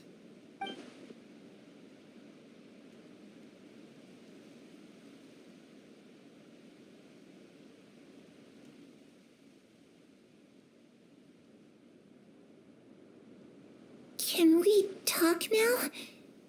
I've been waiting for a super long time. You really are Perry, aren't you? I haven't seen you in so long. How come you're all grown up? Wait, did I somehow travel to the future on accident? Or am I dreaming? What a long dream. Neither. You died, Clairvy. That's what happened. You could have at least sugarcoated it a little. Look, she's that speechless. Oh. Okay then. Huh? That's it? You accepted it just like that? Yep. If that's what Perry says happened, then I believe her. Perry wouldn't lie to me. Plus, I don't really need to know why I'm like this. I'm more curious about what happens in the future. If you're a harbinger now, Perry, that means Mother is gone, isn't she? Can you tell me about it? I want to know what happened to her. And to me. You never stopped trying to defy fate. At first, no one believed you. You could only vent your frustrations to the moon. In fact, you often sought comfort in the night sky. You wanted to see the aurora, so one night we promised each other we would go to Snezhnaya to see it together. Later on, you tried to run away, but you were brought back each time. Mother spared your life, but it wasn't out of kindness. Instead, she decided to make an example of you by slowly torturing you over time. That way, the other children would know what happens to traitors. Still, you never gave up. Mother hoped that through ruthless duel after ruthless duel, she would be able to crown an ultimate victor among the children she raised. But you called on everyone to unite, to fight to a draw in order to reduce casualties. Your efforts may have only delayed the inevitable, but still. You gave them hope. You tried everything you could think of, but every attempt ended in failure. Still, you never turned your sword on Crucibina, and you never turned it on me. On that gloomy day, you told me, for the last 16 years of my life, I've done everything I can to fight for freedom. But now, I realize that the only freedom I truly possess is the freedom to choose to die. I I never imagined I would say something like that. I must have been feeling really worn down, but somehow, I still think I understand. According to Mother's plan, only one of us was going to make it until the end. And I always hoped that person would be you. If I could do it all over again, I still don't think I would make a different choice. Even when I first met you, I knew you'd be able to do what I couldn't. Is that so? Even now, I'm not sure I truly understand what kind of freedom you are trying to pursue. But as the head of the House of the Hearth and as the children's father, I've tried to give them the most basic of freedoms. The freedom to choose their own fate. It's something I discussed with the Eudex of Fontaine.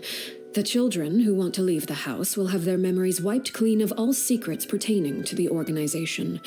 In return, they will be allowed to live a normal life in Fontaine without being prosecuted for their past. Of course, I won't simply hand freedom to them on a silver platter. They have to fight for it and prove themselves worthy of it. Only freedom that is earned has true value. That's more than enough. That's exactly the kind of life I was fighting for. You know, Perry, I think you're a pretty amazing king, and a really great father, too. I'm really happy that you're the one who took over the house. I guess I do have one regret, though. I still haven't seen the outside world. Well, it just so happens that our dear guests over here have been to many nations and traveled to countless places. Perhaps they would be willing to tell you what the outside world is like. Really? Of course! We've traveled all over the place. We've got so many stories, we could probably talk your ears off for 3 days straight.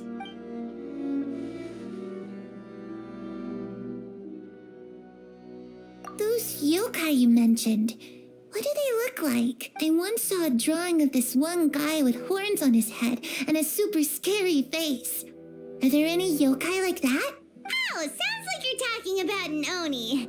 Yep, we've met one, and let Paimon tell you, they're not nearly as scary as they look. I was always too afraid to skip Mother's fighting lessons. But at the academia, I bet you could do all sorts of secret things in class. Things that have nothing to do with studying. I'm just kidding. Being able to study whatever you want without having to fear for your life actually sounds pretty great.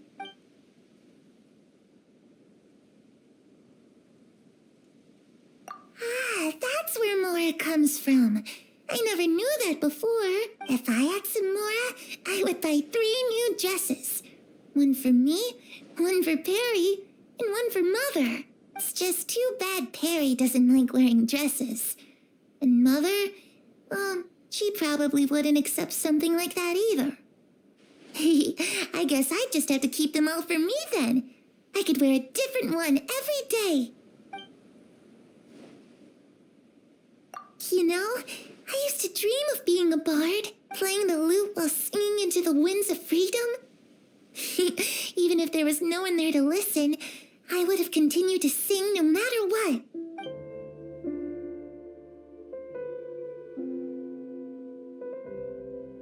The situation was super dangerous. Lenny and Lynette were accused of committing a crime, and they were going to have to stand trial at the Opera Epicles. Oh no, that must have been hard for all of you.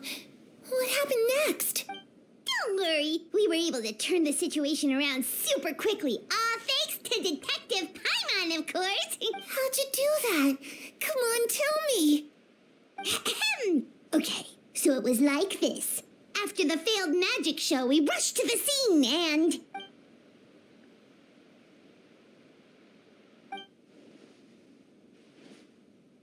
Shadows don't have the capacity to learn or grow. Any new information they encounter is quickly forgotten over time.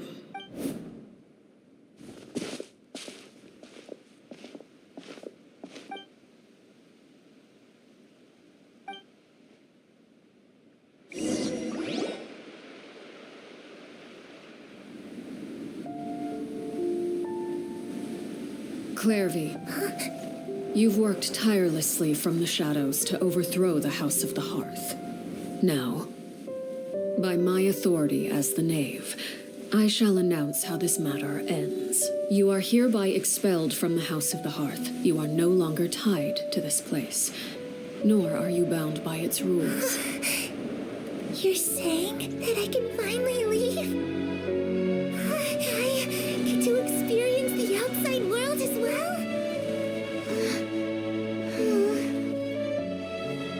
Oh, I almost forgot. There's no getting older for me. Still, seeing who you grew up to be makes me really happy, Parallel. Take care of yourself. Goodbye.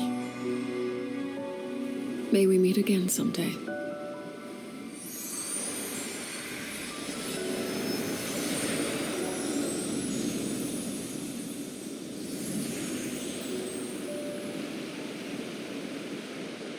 Clairvy. She left so soon. Paimon didn't even get to finish her story. I also have certain sentiments left unsaid. I wanted to tell her that the aurora I saw in Snezhnaya was just as beautiful as the ones in the pictures. But a shadow's memories reset at dawn. Had we delayed any longer, we wouldn't have had the time to say goodbye. Whatever regrets may linger, let them be lost to the coming of a new day. Father? It's Linny! Hey, Linny!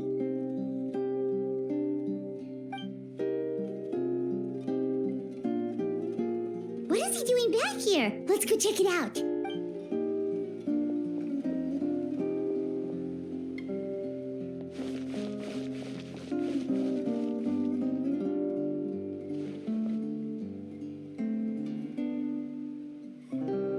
Father, the bottled flames have been administered.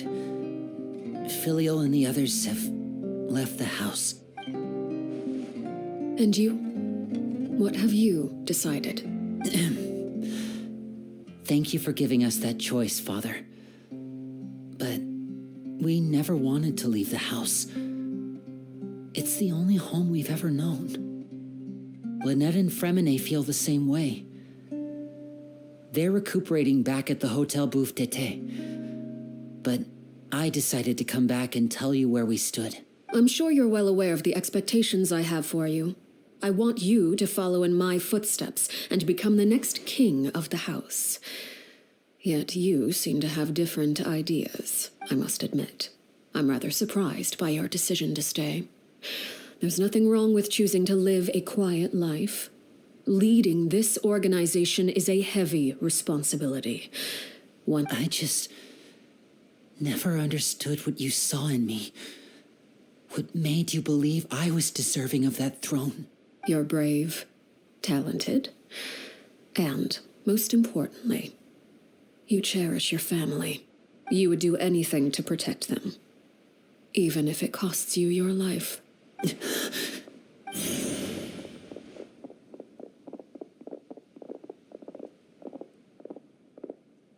Speaking up back there was so brave of you, Linny. It's all thanks to you that we were able to convince Father to back down. You're a hero, Linny.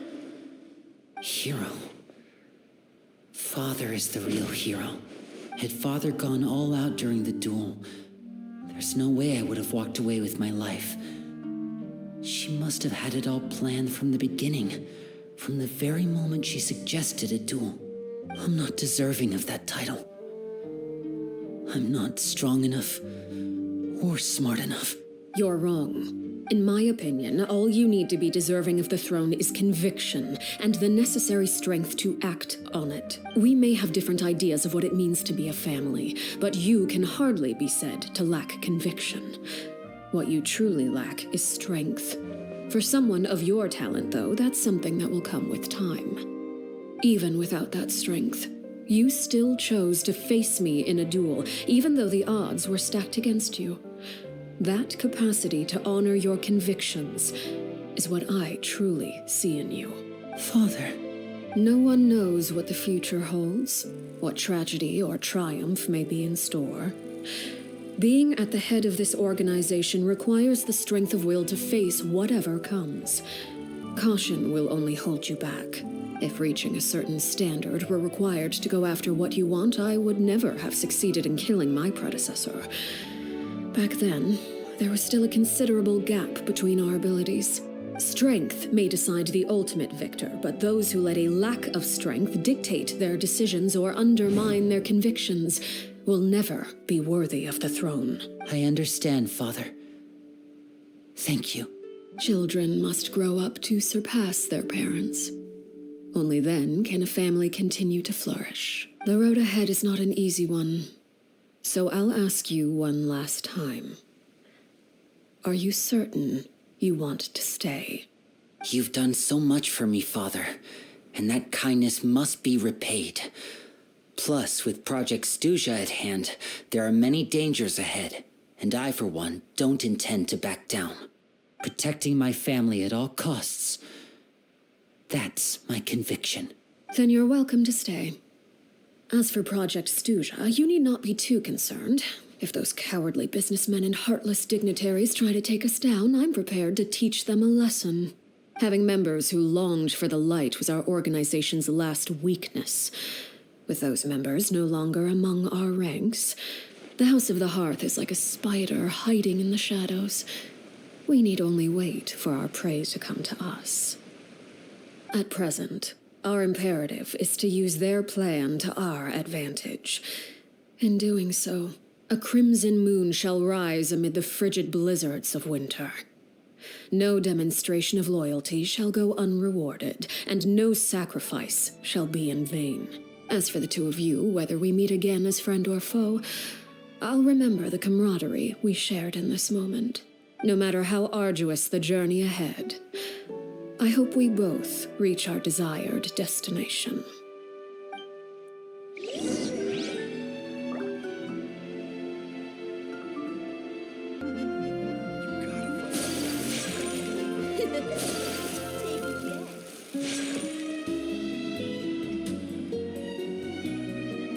Lynette, Fremine, how are you feeling? Much better. Whew, what a relief. What about you?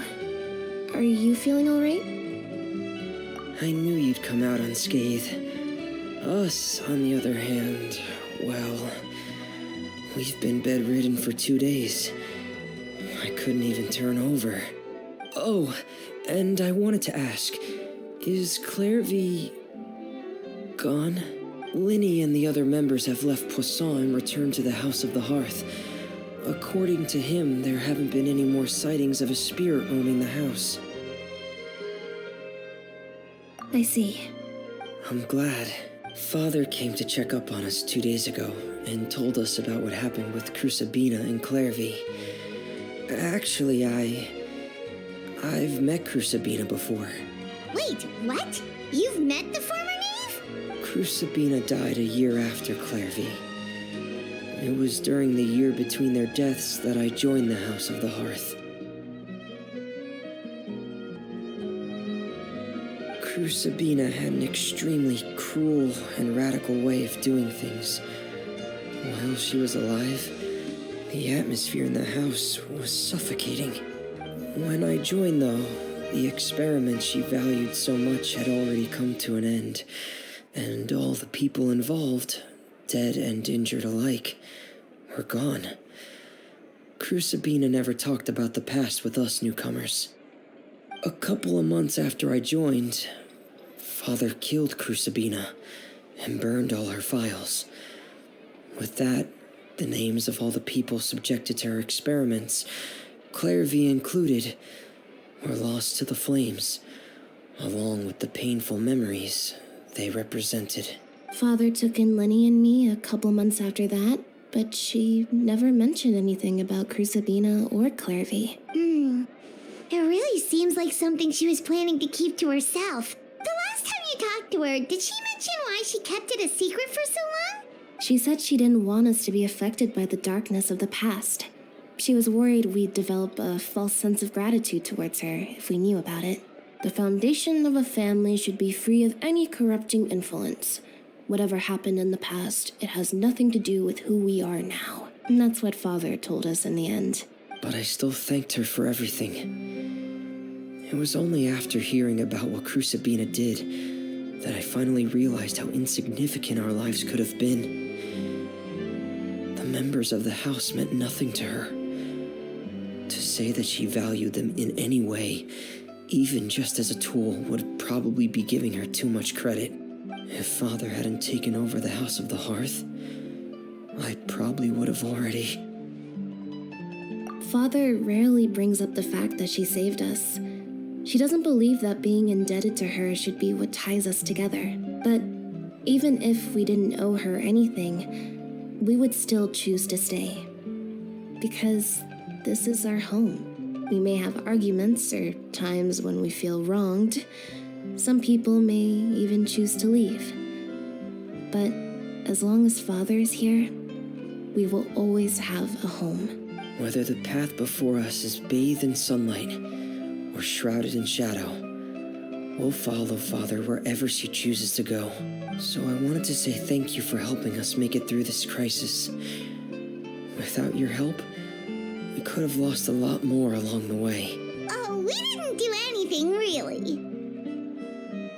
Of course. You're welcome anytime. Are Filial and Nantoy okay? I actually saw them at a cafe this morning. They didn't recognize me. From what I could tell, they were drinking coffee and talking about one of the operas that started running recently. They seemed happy. If I had to take a guess, I would say they finally found the kind of life they always wished for.